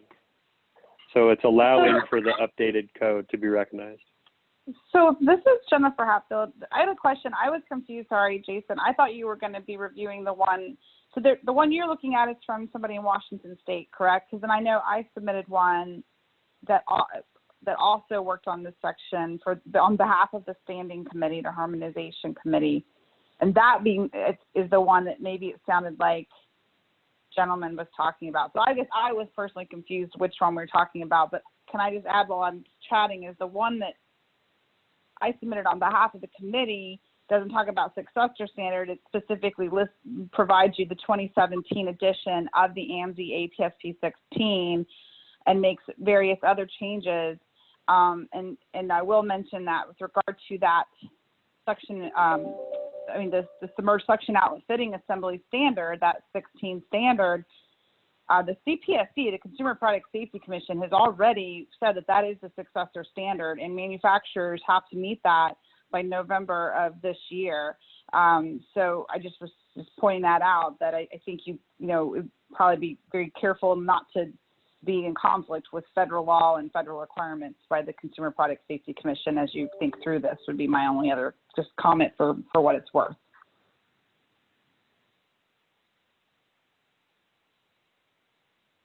So this is Amanda. There were two separate but similar CRs, and I think part of it, so 4716-0001 was the one that was submitted, as Jennifer said, by the standing committee. We had addressed this on March 9th, and then we wanted to revisit it because there were some member concerns and they wanted to kind of do a section by section comparison because the CR proposes to remove a lot of that section, and some members were concerned that it did go in there in the MAC for a reason, and they wanted to make sure that the newer standards do address what's in the MAC adequately. And then 47161, this will be the first time that we're reviewing that, and that's the one that's just proposing to update the standard and not make significant changes to the whole submerged suction fitting assembly section, submerged suction outlets.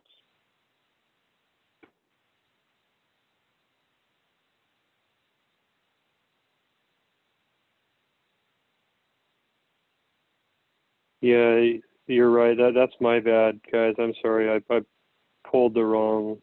presented the wrong CR. I think I presented.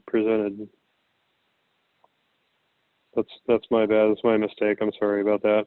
So Jennifer is right. Yes, 4716 is one that she submitted, and it updates to the November 2020 version of the standard.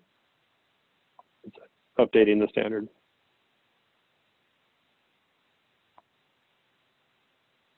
Which I think is what the other CR is also proposing to do, but it's not proposing to delete out significant parts of the section on submerged suction outlet. Yes.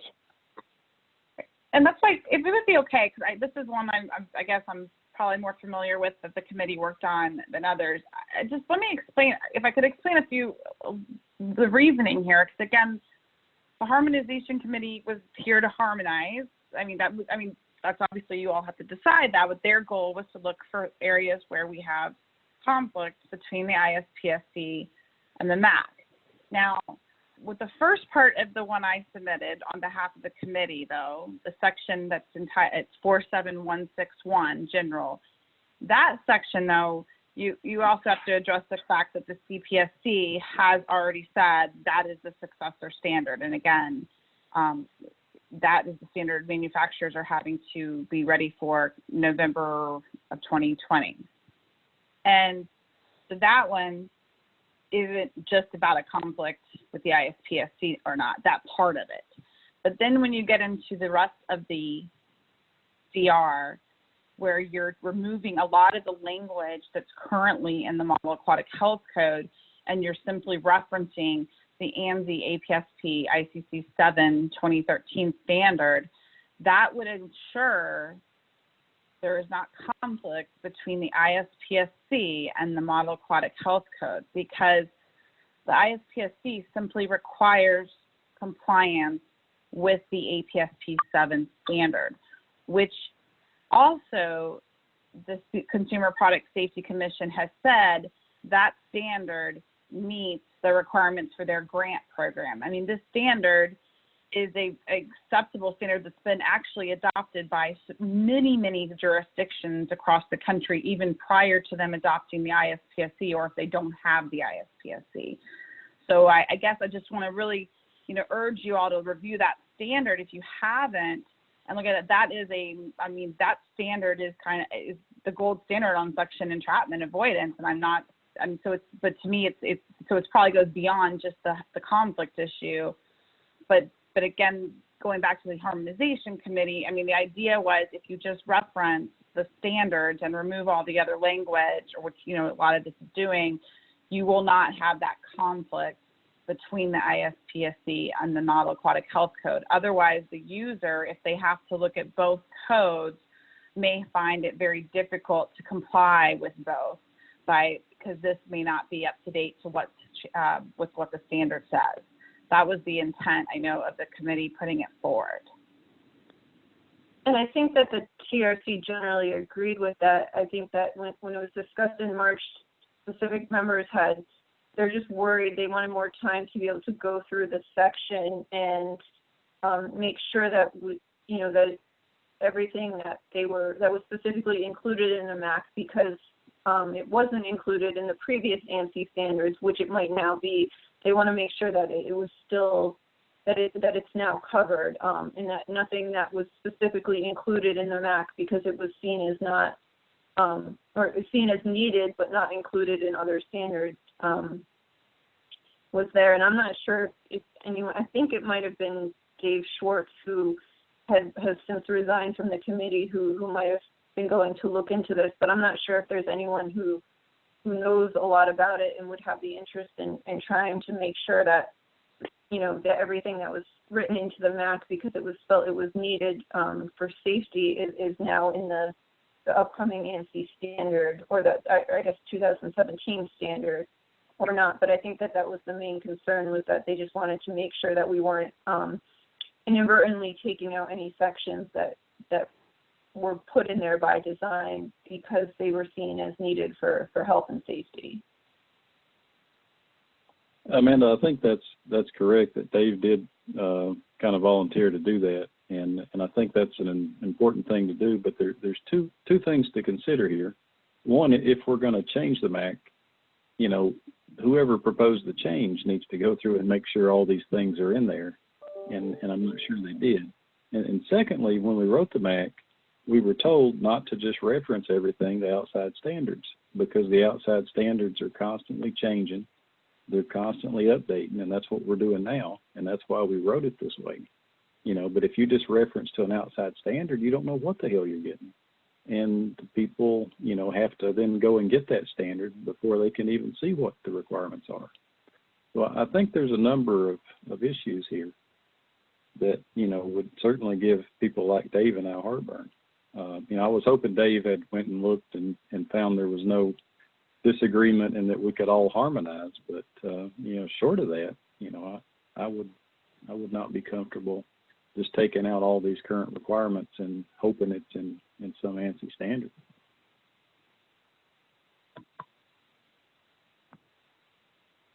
I mean, nothing wrong with the ANSI standard. It's just that we felt when we wrote it that there wasn't enough in the ANSI standards, you know, and that's why we wrote this code. Otherwise, we would have just copied what they had.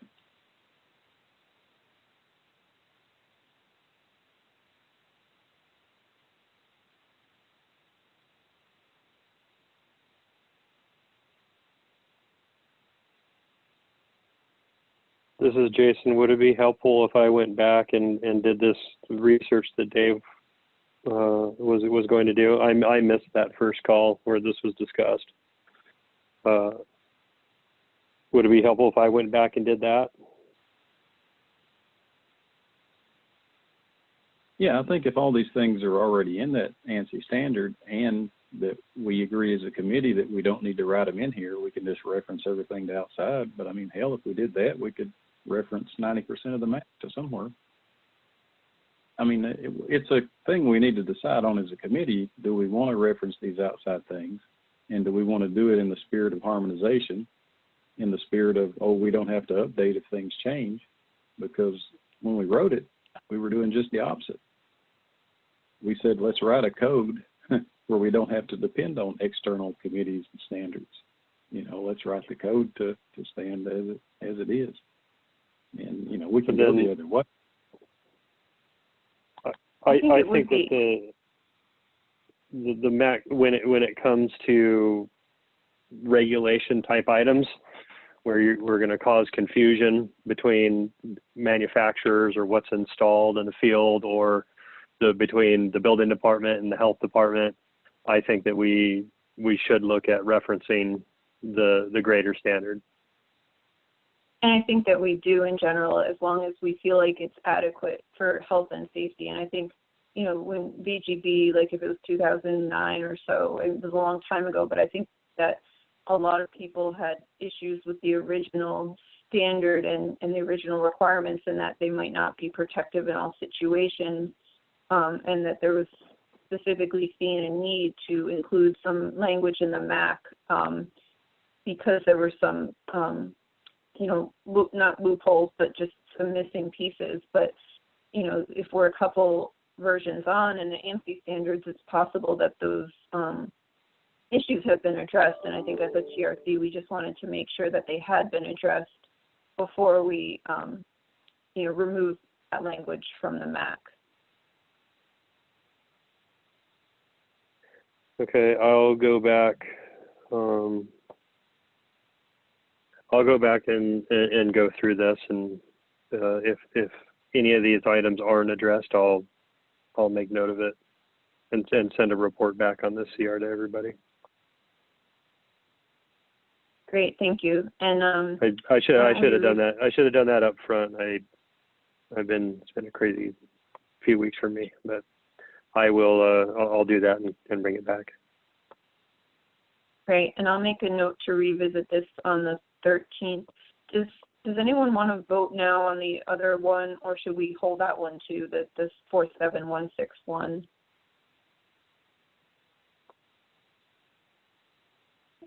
I feel like they're similar enough that we might want to just hold up on that one too, in case there are issues and we want to just update it, the reference, but not the take out the whole section. Does that make sense? Yes. Okay, so that's Joe's CR, and Joe, you'll be deployed, but we can just, because we're not proposing any changes, we can just present that one again on the call on the 13th, and we'll let you know what the outcome is so that it can be written up later on.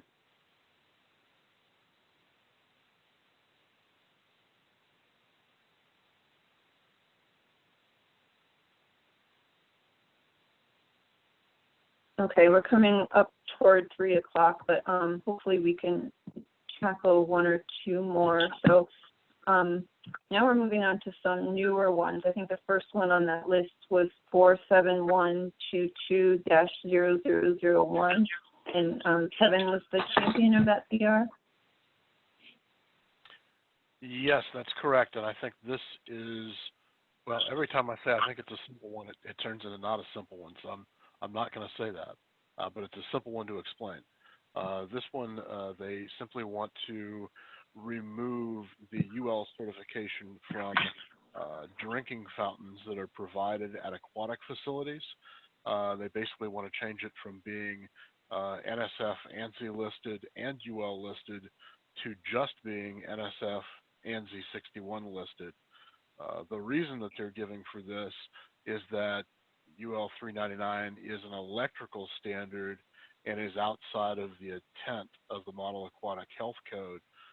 Health officials are not trained in the requirements of the NEC, and they do not and should not be inspecting for electrical safety. This is the job of the electrical inspector. I think we've had a few of these come up that have been very similar, and I believe, unless I'm making it up in my head, that our reaction to that has generally been, this is just looking at a data plate for a certification, and there's really no special knowledge required. It's no different than looking for an NSF listing, and therefore it should stay in the MAC. So based on that, that's my recommendation on this one as well.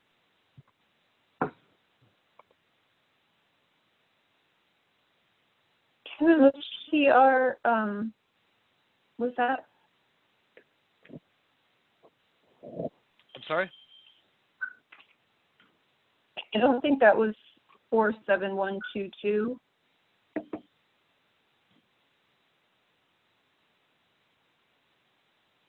You are absolutely correct. I'm sorry. Yeah, 47122.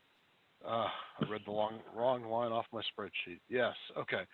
So 47122 is actually this is the submission to basically change secondary disinfection requirements. Change that language to secondary treatment, which basically opens up for filters or other methods of secondary treatment rather than disinfection, combined with a reduction in the log reduction to a 1 log reduction per pass based on the bottleneck of gauge bidwell at 63% in a typical pool turnover. I think that's a fairly decent summary of this.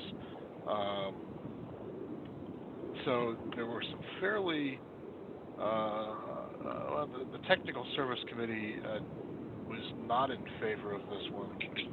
They recommended rejecting it because they felt that they wanted much more information than just basing this off of a gauge bidwell. They felt that some other standards as well. They felt that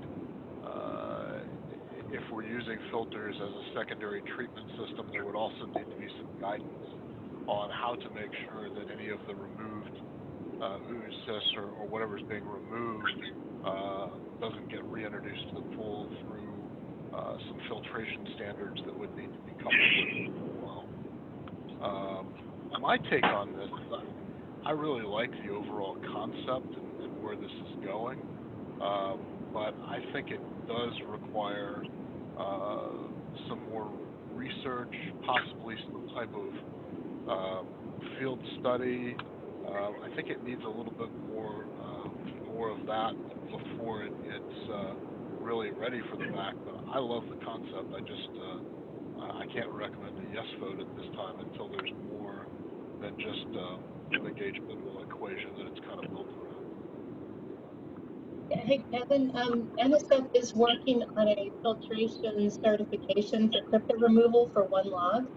And so if they had a system, a filtration system that met those requirements, then yeah, between Gauge Bidwell and that, I don't really have a problem with it in that regard. Yeah, that would probably make this a slam dunk, I would guess.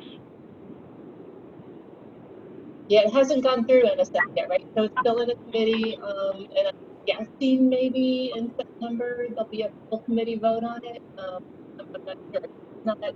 It's not in place yet, but it's on its way. Yeah, so that may give, when that happens, that may give the other half of this that would, yeah, that's wonderful to know, because like I said, I love the idea of this.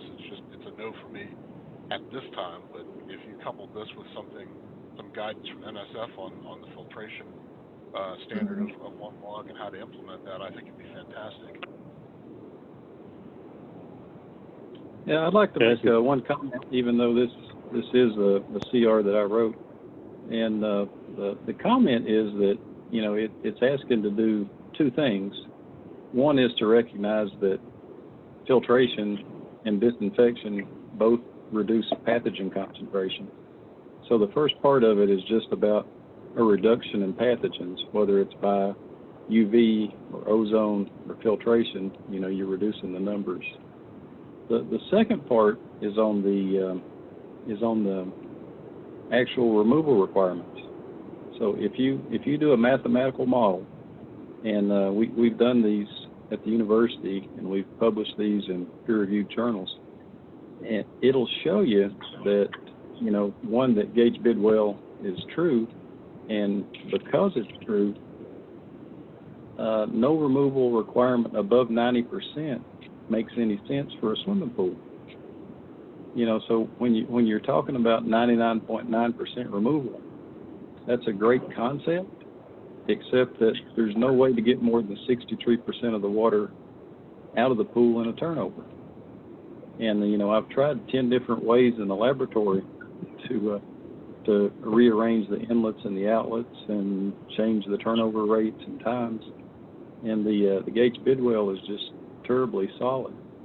And because of that 63% bottleneck means that when you require, as the MAC currently does, 99.9% reduction, that's just a kind of a wasted requirement, because there's a less than 1% difference in the number of cryptosporidium oocysts, whether it's 99.9 or 99 or 90. And that's just talking about a mathematical model. So, I mean, this is really trying to open the gateway to do something other than just requiring UV on all these high-risk systems, because the UV is problematic, because the UVT that's required for those UV systems is not being met in many cases. And, you know, so it's trying to open the door to use common sense, even though, you know, there isn't a filter certification standard yet. There are some CRs that we haven't discussed that will talk about authorizing different ways, including the NSF method. So those CRs are still yet to be discussed. That's all I'll say. This is Joe Lako. I keep looking at the way the MAC's written right now. There's a clear difference between filtration and disinfection. And I think by definition, you know, filtration is the removal of items, including pathogens, and the disinfection is the inactivating or killing of biological organisms, with or without removing them. And right now, the MAC has a section for secondary disinfection, and maybe improved filter systems could be added into that secondary treatment. But right now, the way the MAC is written, it says secondary disinfection, secondary disinfect all over the place. And it would require a substantial change to the definition of what we call secondary disinfection now to secondary treatment. So I just see a clear difference between filtration and disinfection.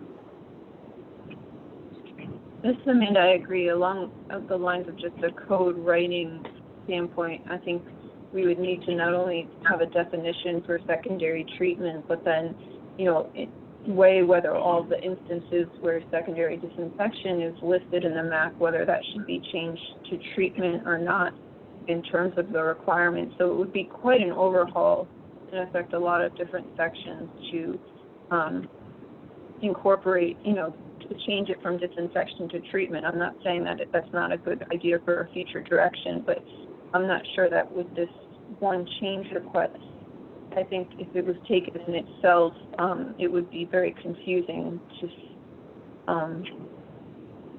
in terms of how it would fall into the existing MAC structure. So is our recommendation then to ask the author, ask him to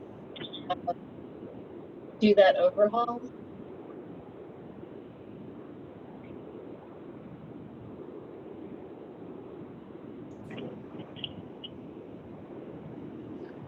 Like, is it worth the trouble, I guess, is what I'm wondering, right? Because I think that it would be really good to have in this courtroom with crypto. And we went through this last round, right? Was an NS listing, on the verge of becoming an NS listing. And so at some point, I think that overhaul for and so when it just have to do it now, or need to wait for another round.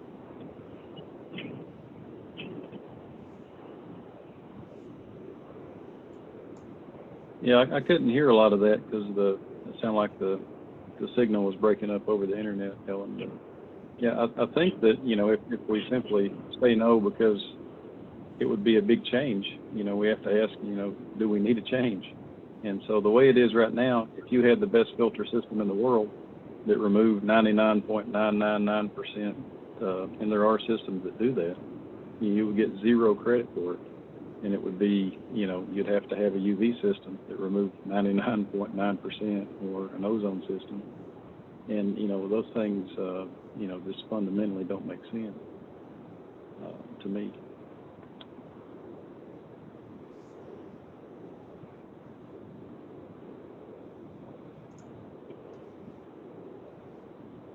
I think you're on the cusp of something groundbreaking here, James. It's got a lot of potential in the future.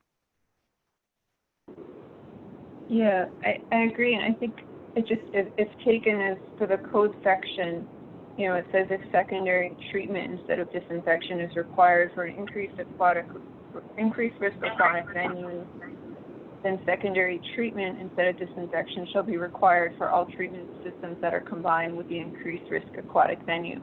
So we're changing it to treatment for this section, but then we're not defining treatment, nor are we defining the role between, you know, are we going to change secondary disinfection to secondary treatment throughout, or is there a second category?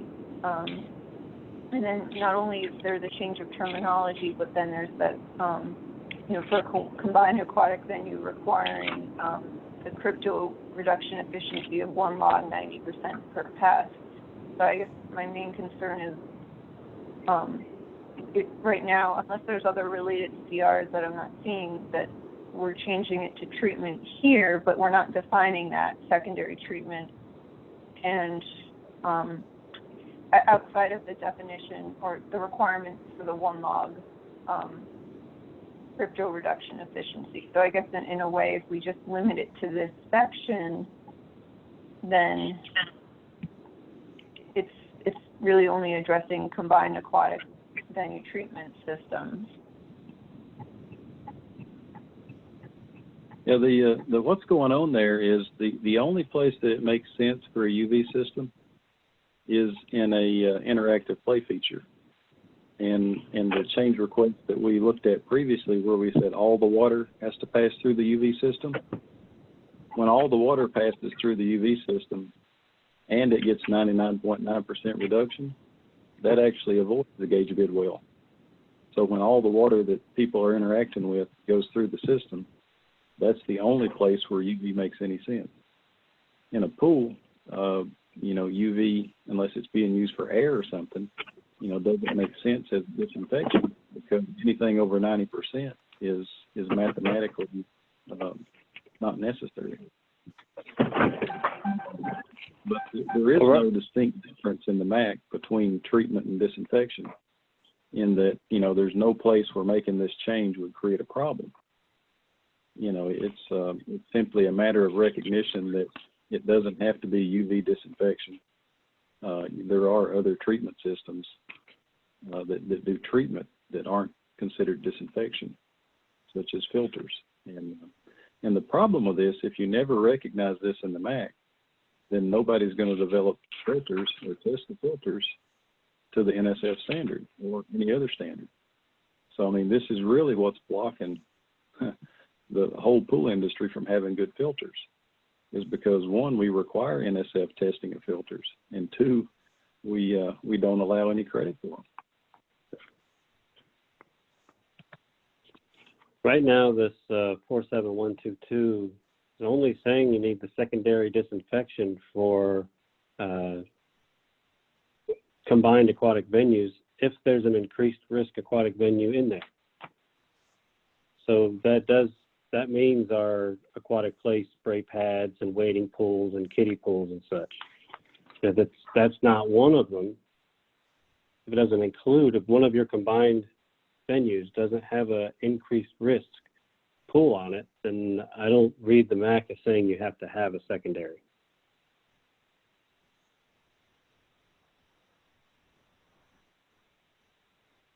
Well, there's two different things. There are just spray pads, and those aren't combined. But if you connect a spray pad to a pool, that's what they're talking about by combined. So if you have a spray pad in a pool, spray pad connected to a pool, those are high-risk venues where gauge bidwell would dictate, because you have a pool and because the water is being mixed, you're going to be limited to 63% efficiency, and that's all this is discussing. The secondary treatment now would apply to spray grounds. You could put a filter in there the same as you could put a UV system in. There's mathematically no difference. It would just be very, very expensive. So I think it's just a question of which would be cheaper. Are the filters that are defined in the MAC right now, as it is, adequate to get that level of oocyst reduction? I'm not so sure that they are. No, not by design and not by default. Right. There are lots of filters out there that wouldn't pass the 90% test, and that's what a future CR is going to talk about. Is the filter would have to be certified by some testing protocol, whether it's NSF or another method. And if the filters are certified, and there are some out there, I've tested at least 2 different varieties in the lab that go far in advance of 90%. But I've also tested a bunch that are less than 25%. So, I think that there has to be some kind of testing involved, but that's on a different CR. This just says if there is a tested filter or a certified filter, that you can get credit for it. Because without being able to get credit for a certified filter, there's never going to be any. Why the hell would anybody pay a bunch of money to NSF to get certified on a filter when they get no credit for it in the MAC and everybody still has to use UV? But it wouldn't. I think one of the other saying is that it's Amanda. It's requiring the secondary treatment for, or which is unspecified what that is, for any combined, the way it's written, for any combined treatment system, and not necessarily one that's combined with an increased risk aquatic venue. Well, it doesn't say any combined venue. It says a combined venue that includes an increased risk venue. But then it says the secondary treatment system for a combined aquatic venue treatment system treating at least one pool shall have a required cryptosporidium reduction efficiency of 1 log per pass. But that Which one? statement, Where are you looking at? What number? this is 47122 -0001. So the proposed language is to make some changes for turnover rate and also for the crypto reduction efficiency. And for the turnover rate, it specifies that combined aquatic venue treatment systems that treat a pool and an increased risk aquatic venue shall use a turnover rate specified for that type of pool. But the second statement about a secondary treatment system for combined aquatic venue treatment systems treating at least one pool, it doesn't bring in any sort of thing about a high risk or the increased risk aquatic venue. So it kind of reads that any of those would be, any combined system would be required to have that 1 log per pass crypto reduction. I think it was kind of implied Okay, when yeah. it was used, but I don't think it would hurt to just go ahead and add, and yeah, treating at least one pool and a secondary and an increased risk aquatic venue. So, like, would you just want to add that wording in, Amanda? Yeah, I think it's confusing as written, and also I'm not sure if there, I feel like there's still also a need to define what secondary treatment is. Amanda, did we, I want to say it was brought up in other CRs, but I can't remember if it passed or not. It would also, this one would also require changing the definition for secondary disinfection to include 1 log. And I think right now it's 2 or 3 log. I believe Right. it's 2 logs. That was changed on 2018. Right. Yeah. So not only we would have to change the wording, but we would also have to change that definition as well. Yes, if it is that we're just changing the word disinfection to treatment, we'd have to change the definition of secondary disinfection to address, to properly address. And here the 1 log would just be for the combined aquatic venues. That's why I feel like the intent is really good here, but it just seems like it would need a lot of rewriting to have it be something that would fall into the whole MAC, you know, that would fit into the whole MAC, I guess.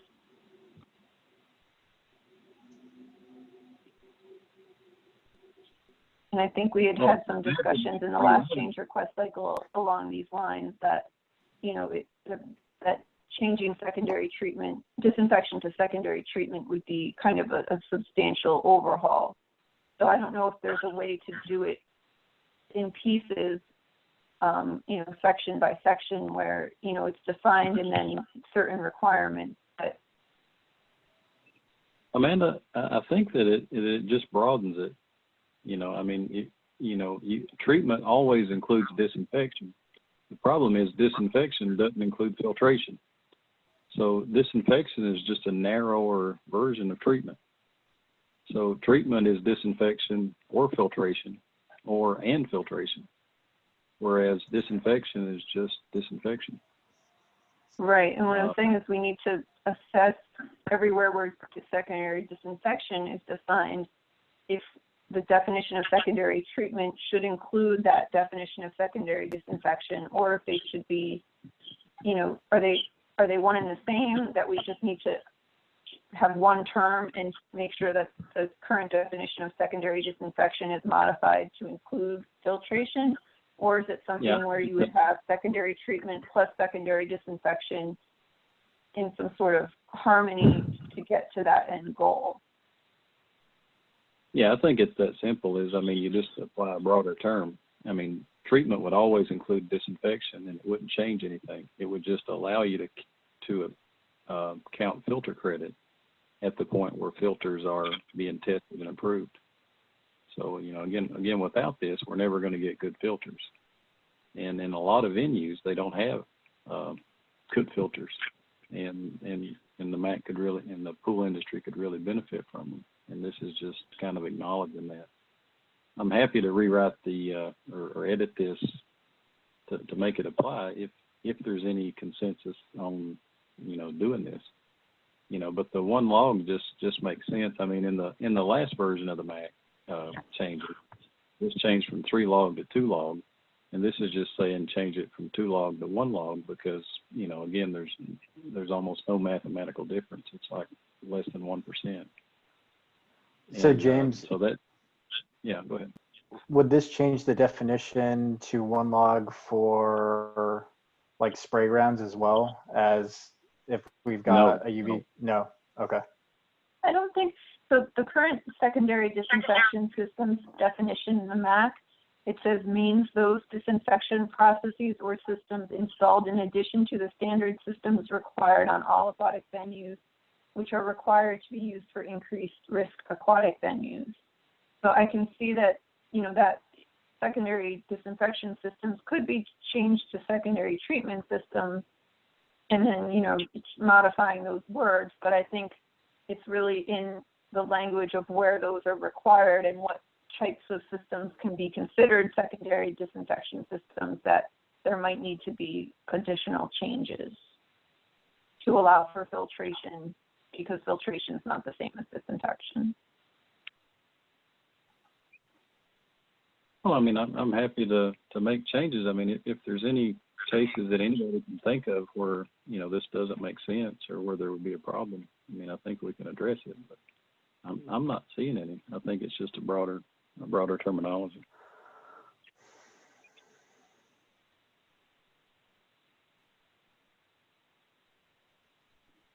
Since we're running out of time, go ahead. Sorry, James. How would you address the concern of the TSC about filtering processes? In other words, I think in their comments they questioned, do you have to have 2 filters or a process to make sure that you're backwashing the trapped oocysts out of the filter and not recontaminating the pool when you clean the filter accidentally? Any thoughts on that? Yeah, I mean that would be part of the certification. I mean, when you test a filter, you would make sure that the backwash procedure is such that the pathogens wouldn't re-enter. I mean that we already talked about one change request today where or there's one on the agenda. I'm sorry, I don't think we talked about it, where it's looking at introducing filter media into the pool. And it's because the filters just aren't recirculated. So, I mean, yeah, we have to change some things about filters. But to get a filter that has a 1 log credit or a 1 log rating, it would have to A, remove it, and B, not reintroduce it. And that could all be handled in the backwash procedure and the filter testing. So, it's easy to do. It's just, it requires, a different backwash procedure. It requires, filtering to waste instead of just immediately going back online like some pools do now. And you think that would be best specified in the NSF procedure or certification? Well, there is no NSF procedure right now. I mean, it's just a draft that Ellen was talking about. I mean, they're working on one, and they can certainly specify all that in there. I mean, we can specify it in the MAC. I mean, it doesn't hurt to spell it out in multiple places. But yeah, I mean, the thing right now is nobody's going to get their filters tested or improve their filters until there's a benefit, until there's an advantage. Nobody's going to pay more for the filters until they're certified. So the manufacturers aren't going to make the filters certified until they can sell them. I mean, if I were a filter manufacturer, the last thing I would do is make a crypto rated filter right now, because it would cost more than the other filters and nobody would use it because they couldn't get credit for it. And as long as the MAC blocks that, the filters are going to continue to suck. I mean, it's just And there are good filters right now that are on the market for other applications that would meet those standards with no problem, but the manufacturers won't spend the money to get them certified because of exactly what you said. They may never sell a single one into a pool environment because of that. Yeah, I mean, if you take a drinking water filter, for example, a membrane filter that's used in a drinking water treatment plant that's been shown to remove 5 or 6 log fructose, one, you couldn't use it in a pool because it's not NSF 50 tested, and 2, it wouldn't pass an NSF 50 test because they're testing it with 40 NTU water that looks like milk. I mean, any good filter would clog immediately under those circumstances. So, I mean, there are big challenges. But, this is just saying if you had a sand filter or a pre-coat filter that worked to remove 90% or more, you couldn't get any credit for it. I mean, if you had a 99.9% filter and a 99.9% UV, that's tough. You still have to have the UV even if your filter is as good or better because the MAC gives no credit. And, I mean, there's no mechanism, even if you prove the filter, that you get any credit for it. And that's the problem, and that's what the CR is trying to address. Perhaps I didn't write it well enough. Why don't we revisit this CR on a future call, and I can take a look at it, James, and see if there's anywhere that maybe we can try to make it a little bit more clear and have it not impact, and maybe work on some modifications that we would bring back to the TRC to look at maybe some modified language. Does anyone want to vote on this as is, or do people feel like we need to improve it a little bit before it can be brought back for a vote? I'm good with taking it later. And do we want to put it maybe during a call with some of the other change requests in this area that James has authored?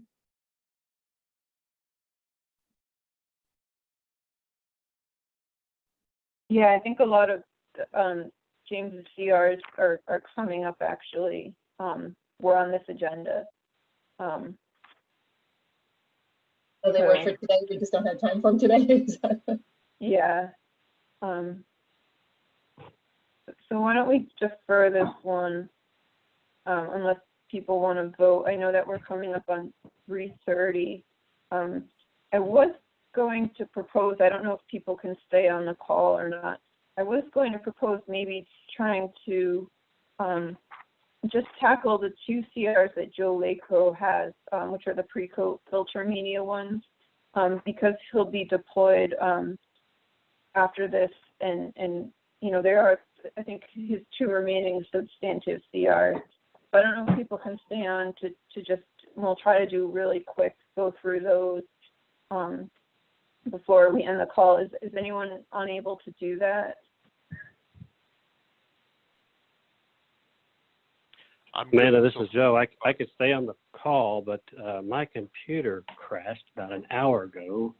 I've frantically been trying to get it to come back alive, and I'm not able to pull up anything in front of me right now. Okay, I do have your notes that you sent out. Yeah, that'd be helpful. If you want, I can just read from those. That would be great. Okay. So why don't we do that, and then we can break for the day. So you specifically are CR 57232-0001.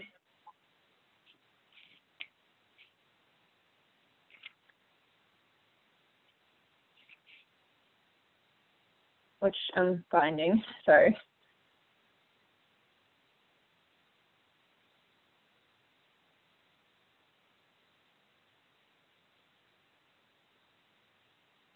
I think, Joe, you may have had other ones too, but we'll try to do these for today. And then I think you had sent some other ones which we hadn't gotten to address yet. But so 57232-0001, it basically removes the requirement for So pre-coating of the filters shall be required in closed loop pre-coat mode to minimize the potential for media or debris to be returned to the pool. And then it's going to delete the following part that says, unless filters are certified, listed, and labeled to NSF ANSI 50 by an ANSI accredited certification organization to return water to the pool during the pre-coat process. So the rationale would be that this impacts water quality in pools, that pre-coat filters designed to pre-coat with the water flowing to waste are excluded by current code language, which seems unintentional and unnecessary. And the other rationale would be that the intent to minimize the potential for media or debris to be returned to the pool by using closed loop recirculation while pre-coating. Why give an exception to this rule? If it was unnecessary for some filters, then that would make sense. And this kind of goes into turbidity. So, Joe, you had recommended a yes vote on this, and with the rationale that it would require all pre-coating filters in a closed loop without exception. Yeah, and I'm not a pre-coat filter expert by any means. So just reading it as it was, that made sense to me.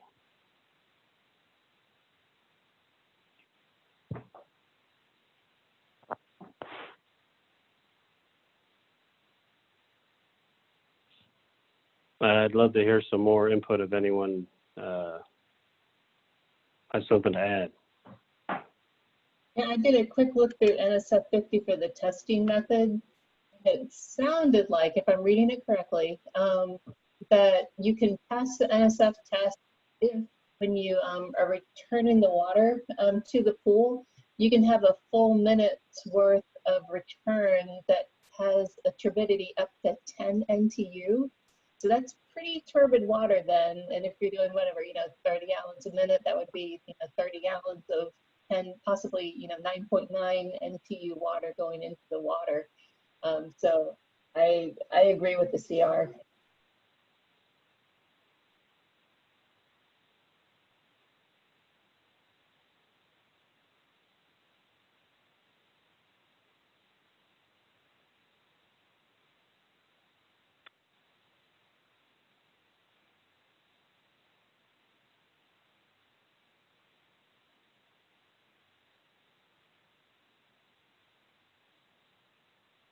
I would have to think that this was put in specifically because someone had knowledge of filters that were done so, but I agree that it doesn't seem like it makes sense to, I don't know why this was added in the first place, I guess. Yeah, I didn't get to reviewing this until this weekend, and I sent a note to NSF, or one NSF person, and he hasn't gotten back to me, but who knows, he might be on vacation or whatever, and it was really short notice, just to ask, what was the thought behind this, but yeah, like I said, I haven't heard anything back.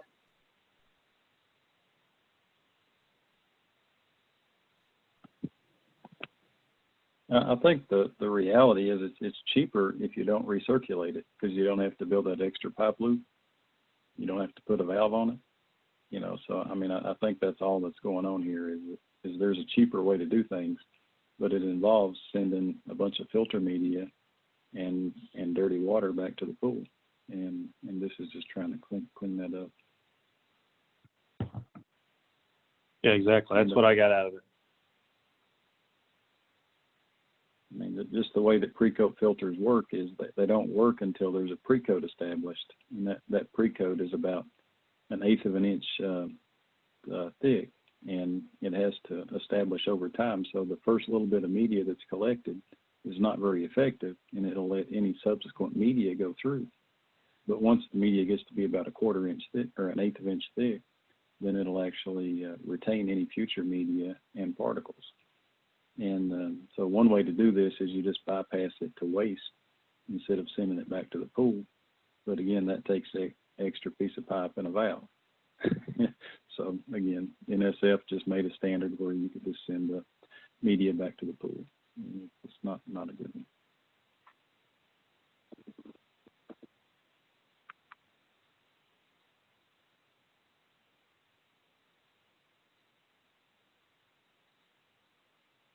Does anyone else have any comments or questions before we take a vote?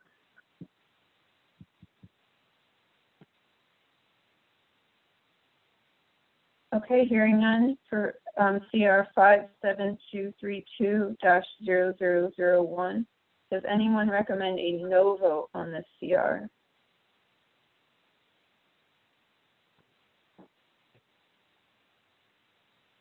Okay, so, and Joe, I apologize. I think you have a few on ozone as well that were moved from another call, but we're not going to get to those today. But we'll figure out what to do with those while you're deployed. But let's move on real quick because the next one is pretty similar. It's 572-331-0001. So it deletes a section along the same lines. So the section reads, flow through the filter shall not be interrupted when switching from pre-coat mode to filtration mode. And then the section or the language to be deleted says, unless the filters are certified, listed, and labeled to NSF ANSI 50 by an ANSI accredited certification organization to return water to the pool during the pre-coat process. So the rationale given by the submitter was James, when the flow is interrupted to any pre-coat filter after pre-coating, the pre-coat media can fall off and not redistribute evenly when flow is restored, causing severely impacted filter performance. This can impact pathogen removal, pathogen exposure, and public health. No NSF test or certification can fix this physical limitation of all pre-coat filters, and that it doesn't make sense. There should be no exception to this rule of pre-coat filter operation. The exception doesn't make sense because the filter that does pre-coat while returning water to the pool is already in filtration mode during pre-coating and doesn't need to switch modes anyway. So Joe had recommended a yes vote on this with the statement that it will require continual flow between pre-coat and filtration mode without exception.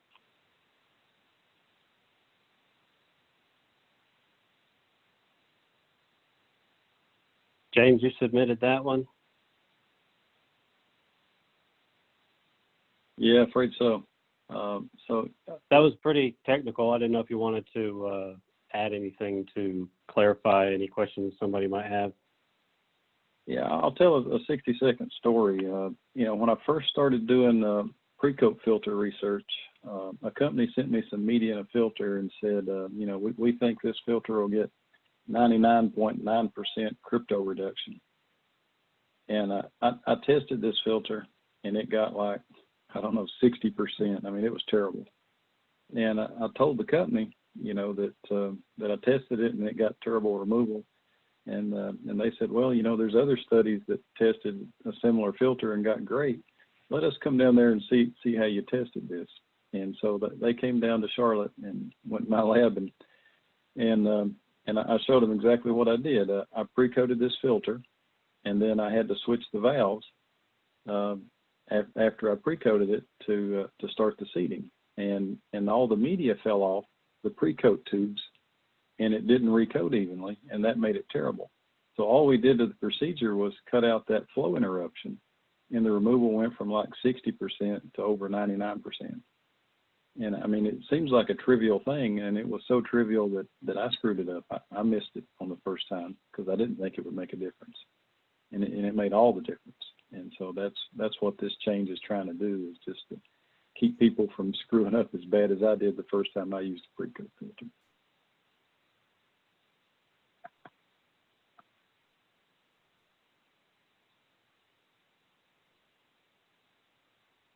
Does anyone else have any comments or questions before we take a vote?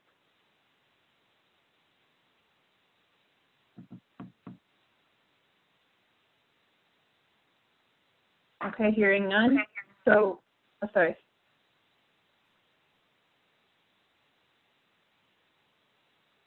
I thought I heard someone, sorry. Okay, so for CR 572-331-0001, is there anyone that recommends a no vote on this CR?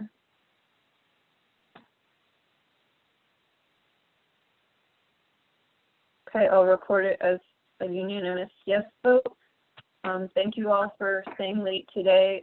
Just one note, next week's call, if you've seen, has a pretty crazy agenda. We're obviously not going to get through all the CRs, but there's a lot of non-substantive CRs. So I think we'll really try to have a strict 5-minute time limit on each CR discussion. And I might just not take any of the substantive CRs that we didn't get to today and just have next week's call be one that we can just really try to get through a lot of CRs. And also, you know, if there are CRs from that agenda that you're the champion of and you think that they can easily be addressed by email, let's try to, you know, create a couple more email agendas so that we can also get through some CRs that way. As I said, I'll be sending out the voting list, or Dewey will tomorrow, for the ones that I sent out on the 16th of June. But if we can keep these email agendas going as well, hopefully we can minimize the number of additional calls we have to schedule. But I will create an agenda or create a call for July 6th, and we can have Susan Richmond send out a meeting invite for that one so it gets on your calendars. Does anyone else from the TRC have any comments or questions? Dewey, do you have anything you'd like to add? Yeah, just, you know, as always, thank everyone for the work you're putting in. I just can't say that enough for y'all taking on this monstrosity that is these CRs. As a reminder, for all CRs that are completed that you're a champion of, please go to cmac.org and enter those TRC evaluations. If you have any questions, please reach out to me.